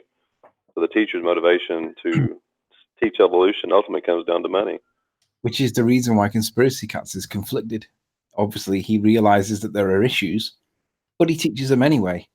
At least his peers have the valid and legitimate defense that they're just teaching what they were taught and never even thought about it. But Conspiracy Cats is not in that position. He knows that there's issues, but he still teaches it anyway. He is the scum of society when it comes to that, because look at this. Right, so Anthony, what's this about what science is and what science isn't? You know, what is science? What is science? Is it experiments? Yeah, you know, astrology, astronomy. Are these sciences? Wow, Arwin. Yeah, it sucks. No, they're not. No. They're totally overkill spraying here right now. Wolverine's been in the sky. Check it out. No, Spurs. They're pseudosciences. They're not establishing the cause of an effect. So they might arguably be studying a phenomena, but they're not establishing the cause of it. They're not varying independent variable. Right, capture being formed right here. What happened is can you turn your speakers down? Sorry. Talking with Jem this morning about sciences. They didn't get actually to finish. But what was the understanding, Anthony? What did you get from all of that? Right, so Spurs asked me would I go in and just chat about Apollo.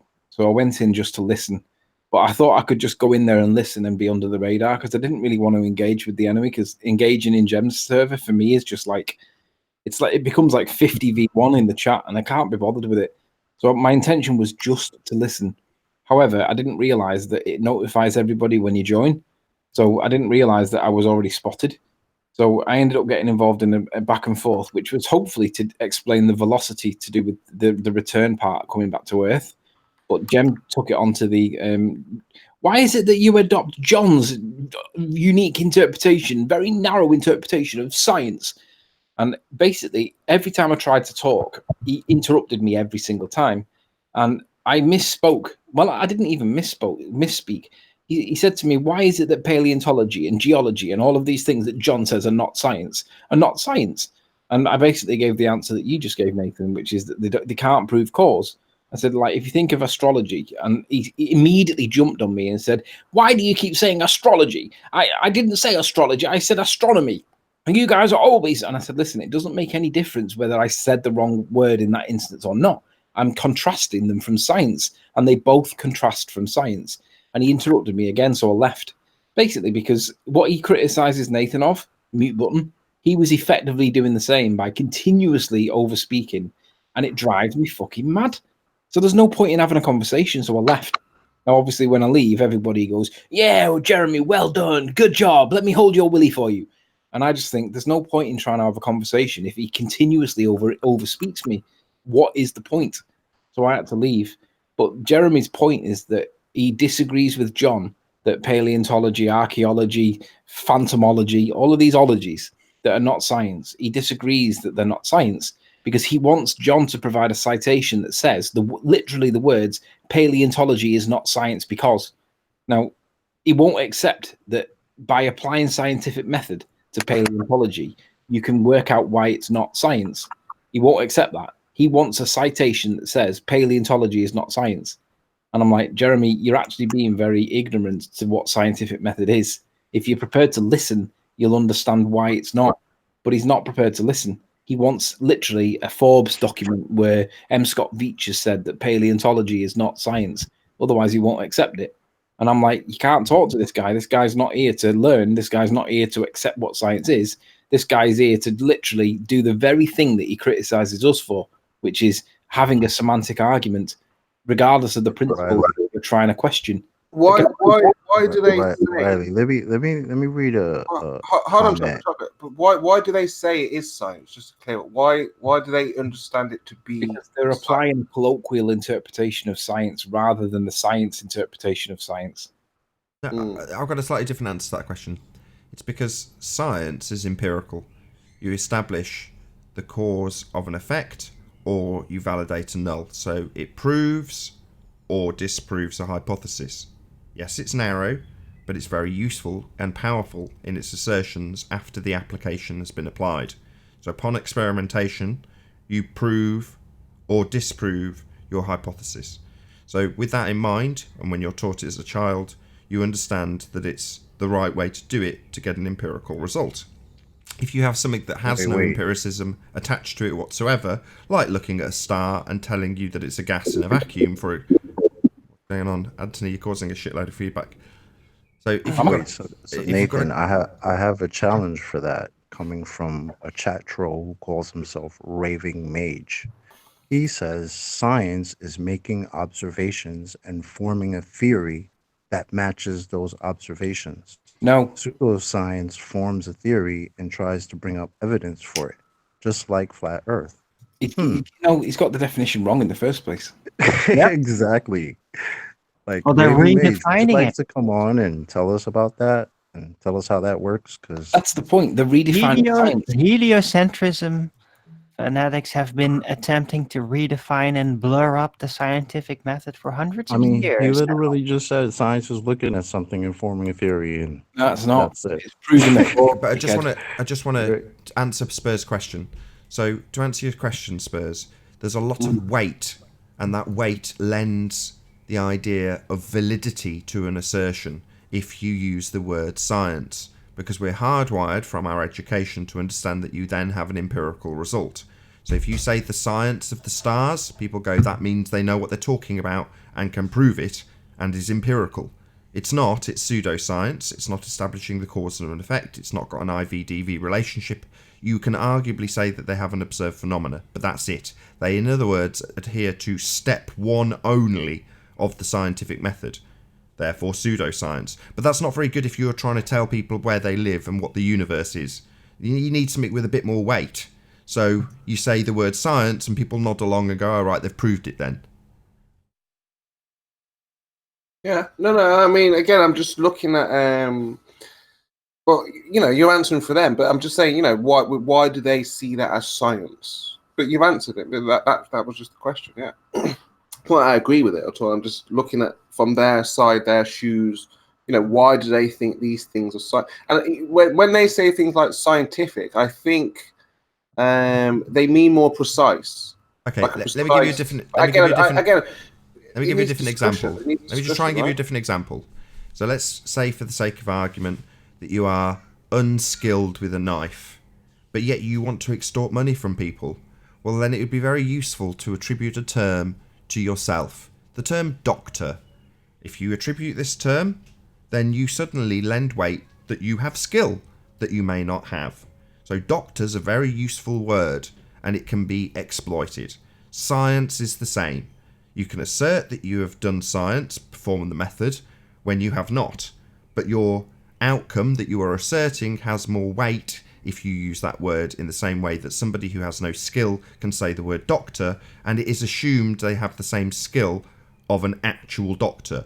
So it's assumed you have the same empiricism of actual science, when pseudoscientists, the people pretending to be doctors, pretending to have adhered to the method, those people still need the same weight to pull their scam. Again, it would be, I understand. Again, it would just be interesting to hear, you know, like a rumpus or someone say why they feel, if it's a feeling or if it's an, you know, empirical, why they see these things as science. Like, I haven't actually heard their answer, like their verdict. They just say, oh, it's science, just because. But do they have a detailed... But yeah, I agree with what you're saying. Yeah, it's not cause and effect. That's pretty much... It's a colloquial culture based on science.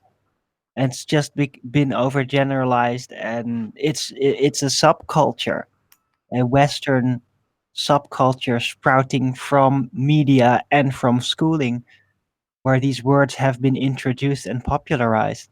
Too kind. Yeah. You're saying overgeneralized. I would say hijacked. You know, you're too kind, Darwin. The doctor, who's not a doctor, hasn't oversimplified the terminology, has he? He's just stolen it to make himself seem more credible than he actually is. And that's the exact same with the hijacking of the terminology when it comes to science. You want to seem more credible in your assertions, so you use that word to make what you assert seem legit. And with that, I'm going to say, if you're watching this on the Nathan Oakley premiering stream, then stay tuned, as there will be an after show to follow. However, if you're watching this live on Nathan Oakley 1980, unfortunately, this is where we bid you farewell. A massive, huge, enormous thank you to all of you who tuned in, smashed the super chat, liked, commented, shared, subscribed, and all that good stuff. And of course, a massive thank you to all of today's debating panel for making this debate possible. Be sure to check out nathanoakley.com and the Flat Earth Debate Forum to keep up to date with the community debate. I've been Nathan Oakley, and I'll see you all in the next video. Oh, what a day! What a lovely day!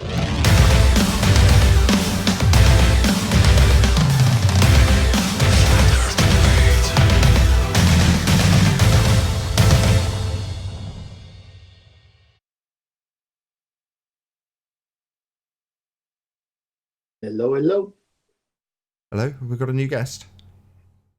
I don't think so. Arwin normally is here. He's normally sat on his mic. Yeah, I think he's... I was going to ask him how often they spray over his head over there. Is it daily? Yeah, that was one of those times where he didn't need to have any words. He just needed to show it. Yeah. Yeah, right on. You just stuck the camera out the window and it's like, pff, what else do you want to say? There it is. Wolverine strips through the sky. Maybe I've never seen one that bad before. Oh, I have. I've seen that plenty of times here. Have you really not seen that here? No, not where I live, no. It's because it's early. They normally do that really early here, so you get the X in the sky really early on, and then they all seem to... He's got like a double W. No, he had 3 lines, and they intersected like an X, but it was 3. You know, I 3 and 2. I've seen 3 lines, I must admit, but certainly I've seen the X in the sky normally early in the morning here in the UK. Yeah, they do it all the time here in California. I've definitely seen the same thing like Arwin, like the tic-tac-toe, all of that. Right. I literally walked out my house, looked up in the sky, and was like, what the hell is this? Are you kidding? I'm not sure if I've ever seen 3 lines. I've certainly, like you said, seen the noughts and crosses box with 2 lines, but I don't know if I've ever seen 3. Yeah, he had 3 and 2. Yeah, 3 and 2 Armin had. But like I say, I've definitely seen the what you call tic-tac-toe box. Definitely seen that, or the X in the sky, whatever you want to call it. I have one pic where it looks like they were spraying a pentagram right in front of the sun. Spraying a what? A pentagram. You know what a pentagram is? Yeah. Like the star, like Yeah, the in a circle. upside down star kind of thing. Okay. Yeah, it looked like they were spraying that right in front of the sun. You've got to I have have a a bit of a pic. laugh Hold with on, it. I'll send somebody a picture of it. Maybe you can post it. I've seen Give me a various second. chemtrails in the shape of penises. I've seen that before as well. Someone basically sprayed a giant cock in the sky, and you just think these people are having a laugh, right? You've seen that picture of Pluto with Pluto? Yeah, of course.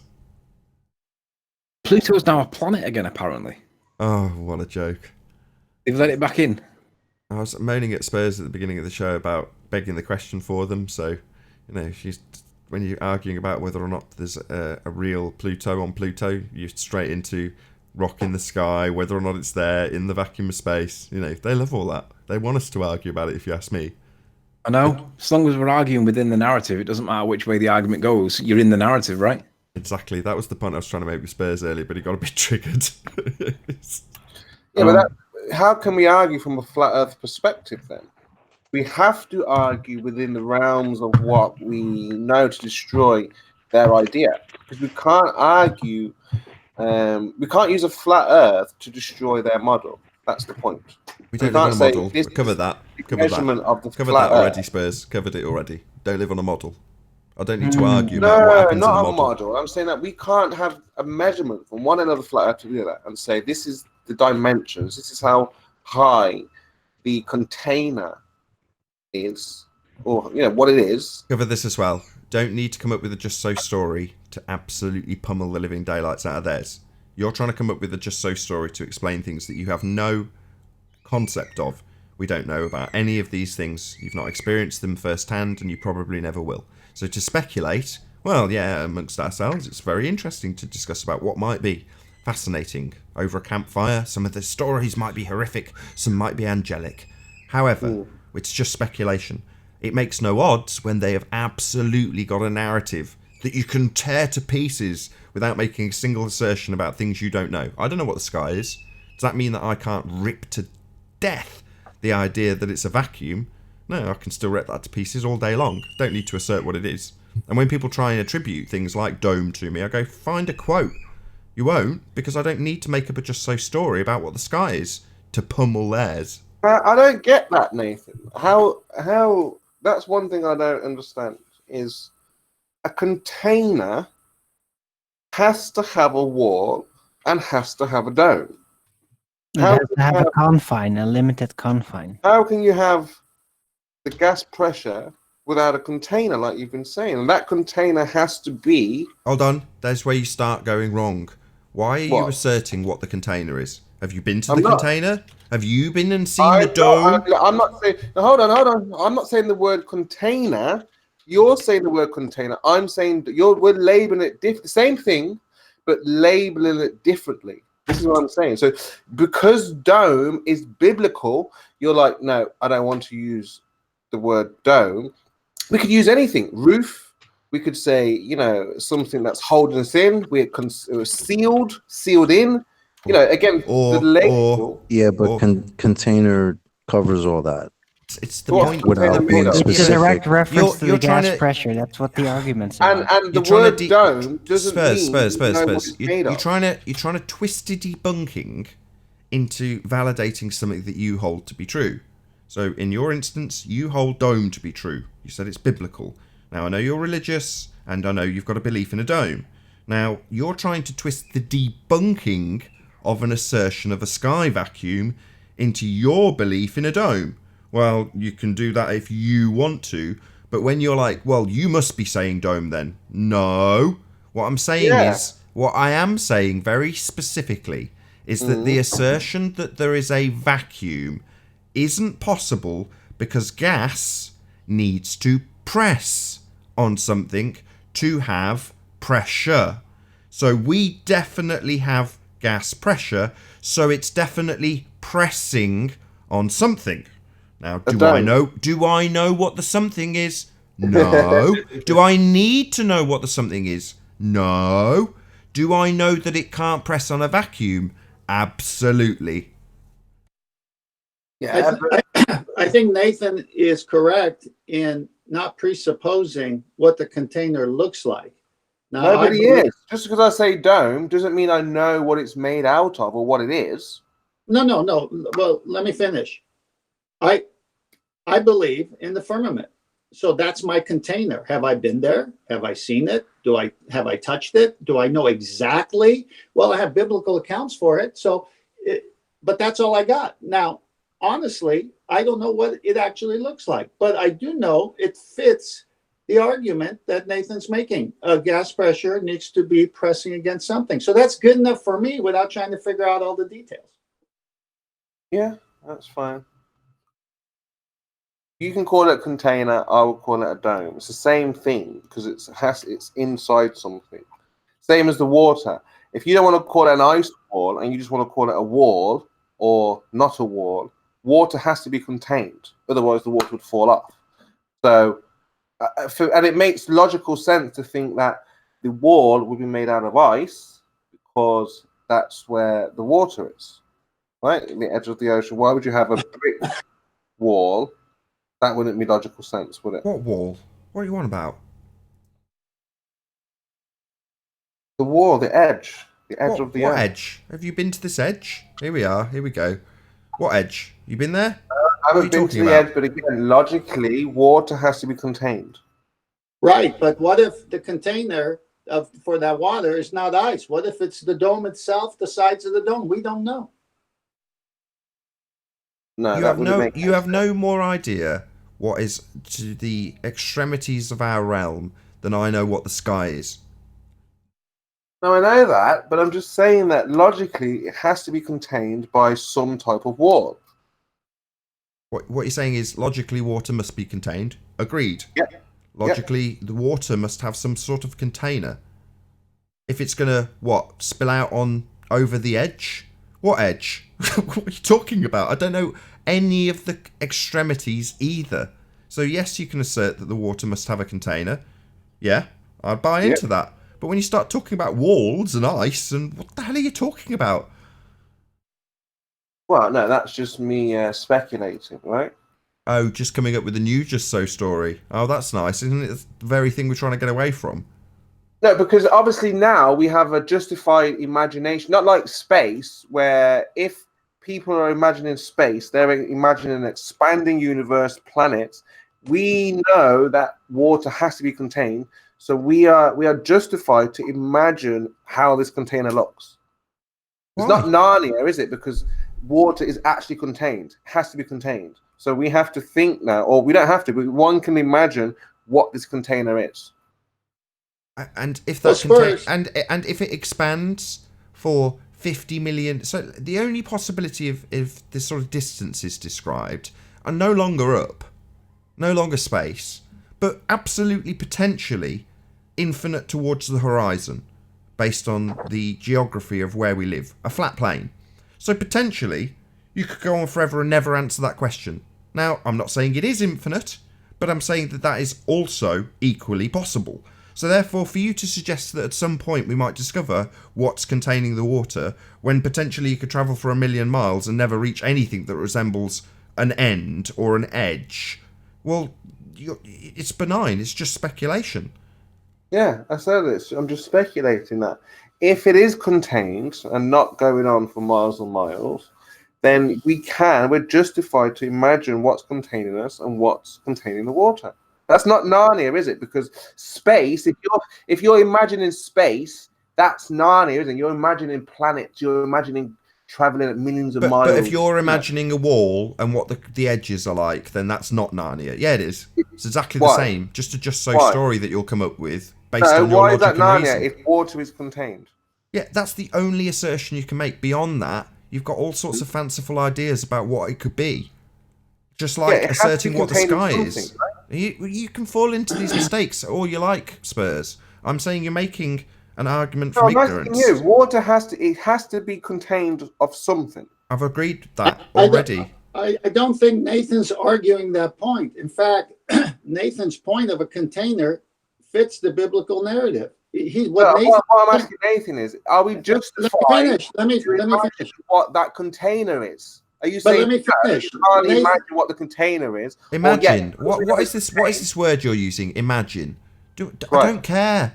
Don't go away and have your musings elsewhere about what it might be. I couldn't care less. And you're saying, well, not only am I going to imagine what it's going to be, verbalize it and describe it as a just so story. It's like, what? I don't want any of that. Keep it to yourself, mate. I'm not interested.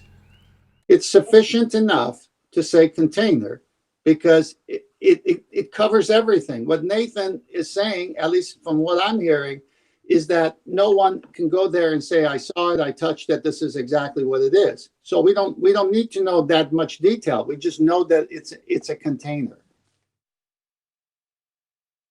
No, in this where we are now, we're having problems with beliefs and justified beliefs. So like Slick is like, I have no beliefs, whatever.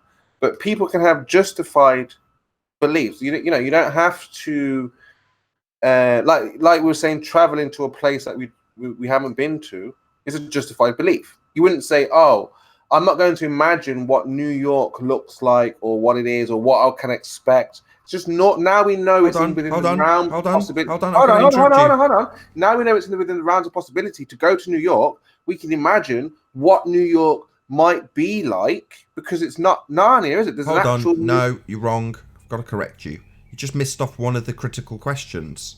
Where is New York? Well, you're going to be travelling relative to your position, and the very nature of the land we dwell atop has been lied about. Numerous maps, numerous layouts, numerous projections of globes. So, where would be the critical question in that regard? And do you know where specifically you're going to be travelling and how you're going to be travelling there? On what route and path? No. I'm sure that information's very tightly held. Otherwise you wouldn't have masses and masses of maps to choose from. So, no, you don't know where. That's not my point. The point is I know it's not your point, but you're saying this was an argument you had with Slick, and the same point was raised then as well, which is to say, well, it's a reasonable belief that blah, blah, blah. Well, yeah, if you miss out one of the critical questions you might ask about a specific geographic location, well, my question would be the where one. That would be the most poignant for a geographic location, wouldn't you agree? No, you're missing the point. There's a place called New York. If you're going to a theme park, you can imagine how things will be when you get there. So it's not like you're just imagining a fantasy place called New York or like Mars. People will now imagine going to Mars when it's completely doesn't exist. I see Mars. I've looked at Mars. You had this argument with me when you were playing devil's advocate. Well, the moon's there. What are you saying? It's not really there then? No, Mars is definitely there. But you can assert that where there actually is, there is a vacuum. Right? Well, no. Well, that's geographically related. And it's the same with our actual layout. And when we travel, that's a big part of it. But that's brushed over because we already know about New York because we've seen Sex and the City. Yeah. Well, Nathan, you remember the many shows before. Let me take the example of gas pressure without a container. I believe in that statement because the belief is based on actual facts, observation, and testing. So belief is fine when it's grounded on truth. If you're going to use that same belief on a lie, it's unjustifiable and it could be argued about until the proof is right there in front of people. So when you say that there's a container for the gas pressure to exist, that's sufficient for me and for anyone. Now, to go any further, you'd have to say, I was there, I touched it, here's footage, here's witnesses. No one's done that. They won't even let us even go where we need to go. So it's a moot point. The point is that we know you got to have a container for gas pressure. That in itself is strong enough to have a belief in because it's evident. It's self-evident. We see it in many things. Tire pressure without a tire, etc., etc. That's not a belief. I don't No, believe. I'm not saying it's a belief. I don't believe in the second law of that's- I'm saying thermodynamics. that you believe in that outcome, in that argument. When you start at the beginning, can you have gas pressure without a container? You choose to believe it because it's true. Belief is a word. That's all it is, saying I sign up for that. Okay, I beg to differ. I don't feel like I have a belief in a natural law. It just is what it is. Doesn't matter if I Right, believe in but it or if you're not. going, if it's true, but now if you're going to have a conversation with somebody and you want to use the English language and all the words in it, how would you put belief in there without saying that it's Narnia? Well, I would have said that their claim of a sky vacuum is a claim of Narnia, and then use a natural law that I absolutely do not hold a belief in, it's a natural law, as the demolition of their claim of Narnia, aka sky vacuum, aka outer space. Nathan, Yeah, I think the right terminology is you experience the natural law. But Oh, see We're now, going to talk about belief. now, Yeah, shout now out to Slick. let's not let them hijack the word belief as to meaning something it's not. It means so many things today. It means I can believe whatever I want without proof. It means I believe because of proof. I'm framing it in that reference. Belief is a perfectly good word when it's backed up with validation. There's nothing wrong with it.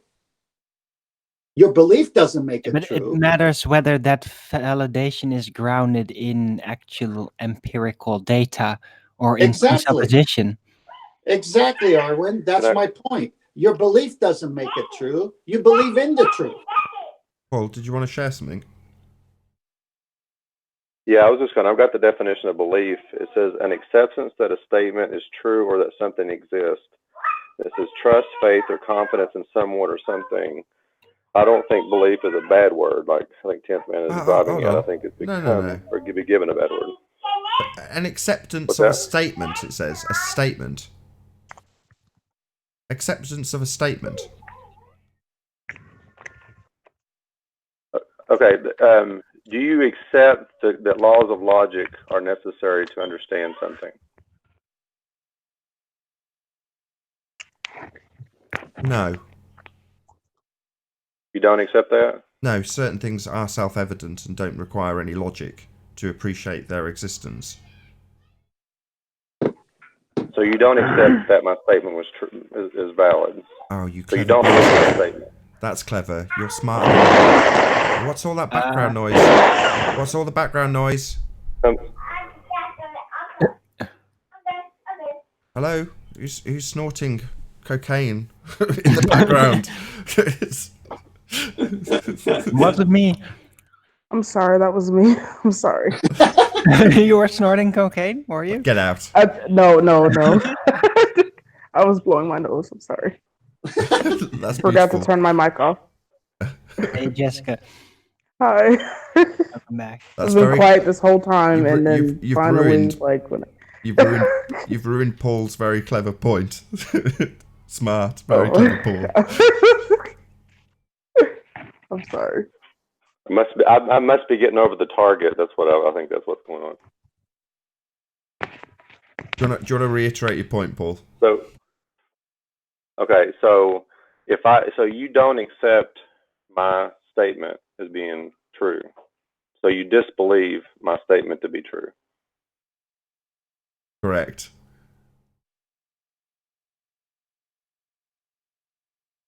It's just I mean, very simple. Nathan doesn't experience it. Look, he's got me over a barrel here. See, Hold on. Just let Paul have his moment. He's got me over a barrel. Just let him carry on. Okay, because see, I've said this before, and I think there's validity to this, and it's been been talked about. I think knowledge is justified true belief. I think there's a sense that we have justification. Like, I believe the laws of logic, exist. I believe that. Do I know it? Like, can I figure it out scientifically? No. But there's a grounding to that at some level. I know we use them all the time, and to try to debunk the laws of logic, you kind of shooting yourself in the foot or cutting your own leg off, when you go through that process. Because you're using the very thing you're trying to disprove what you're trying to prove. Okay, let's have the definition of belief up again, and let's see if there's any way I can weasel out of this. Hold on, I have a statement about that. Hold on, let me just have a look. Let's just have another quick read. What have we got in the synonyms? Logic. Am I sharing it? Okay. Logic Yeah, is I've an got it art. up. It's like math. So even though it may be very functional, you can you could use math to prove something that is technically impossible. You could potentially use logic in the same fashion, although it's not so forthcoming. You have to really do your best. Because it is only a tool. It's a deduction-based tool.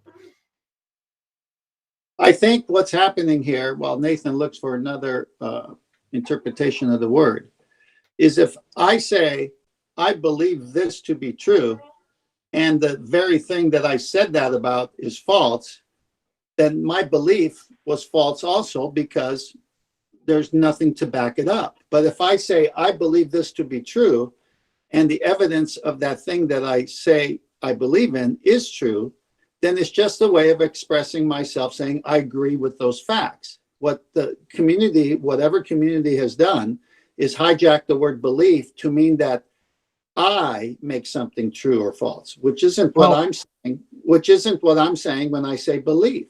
When I say belief, if it's not based on reason, if it's not based on facts, it doesn't mean anything. It's just a word again. But if I say belief based on the pictures you showed me of the sky being painted by these chemtrails, okay, well, they're over England, they're over California. I've seen them before. There's nothing wrong with me saying I believe Arwen's pictures. Absolutely nothing, because it can be backed up with evidence. That's all. Pictures? That was my webcam. I was live. No, that's what I mean. I mean, he's when not I say questioning pictures, that. I mean your live webcam. So it depends what context you put it into. Well, maybe there's some weasel room in a different word. Can you just look up the definition of faith? Because I think what you just described, when you juxtaposed it with without evidence, you called it belief without evidence, that would be faith, wouldn't it? Well, but see that. Well, I mean, I'm sorry, 10th man. I was going to jump on it. If you look at the definition I got up, trust, faith, confidence in someone or something is also kind of a synonym of belief. So you're still like, I have faith, or I trust, or I believe that the chair will hold me up, so I'll sit in it. Now, even though I can sit in it 500 times, that doesn't mean the 600th time or the 501st time that chair will break and fall apart. But there's still an element that I believe or have faith that thing will hold me up. And that's what I think Slit couldn't put his mind around when he's trying to do this. I was trying to find some weasel room by getting you to go on to a different definition. You didn't bite, and I was just thinking if Slick was here, it'd save me now. It'd rumpus this point. And I think we've... Look at the word love. I mean... Look at the word love. If you say, I love cookies, do you mean that in the same way as you say, I love my wife? Yeah. So that's a crummy statement, by the way, Jessica. I'm sorry. No, that was a joke. That was a pun. That was a pun. Depends on the cookies. Depends on the cookies, yeah. So the words, we can't let them get hijacked as well. What we want is the truth. When you put your faith or belief in truth, you're not going to be disappointed. But if you put your faith and belief in non-truth, you will be disappointed. That's why we have syllogisms and arguments and logic and debate to find out what is truth. The truth is the key here. Let me throw this back. Let me throw this back at the panel. Okay, we make the statement. The Earth is observably, well, actually, Nathan, you say it. The Earth is observably and experientially. The Earth is obviously and observably flat. And observably. Okay. Now, do you accept that statement to be true? Obviously. So you have a belief in your statement based on observation. Right. Now, but you have a justified belief. You're justified in your observation that but you see, then you still have to trust your observation. Or can you trust your senses? Yeah, I would call that an understanding as opposed to a belief. Okay, but to make the statement, I trust my senses, do you accept that statement to be true? Yes. So you believe that you can trust your senses? You see where you see? I how this is going? ipso facto do in order to exist. Yes. Right. But how do you know you exist? And this has been a philosophical argument for a long time. Are we a brain in a vat? Are we all brain? Descartes.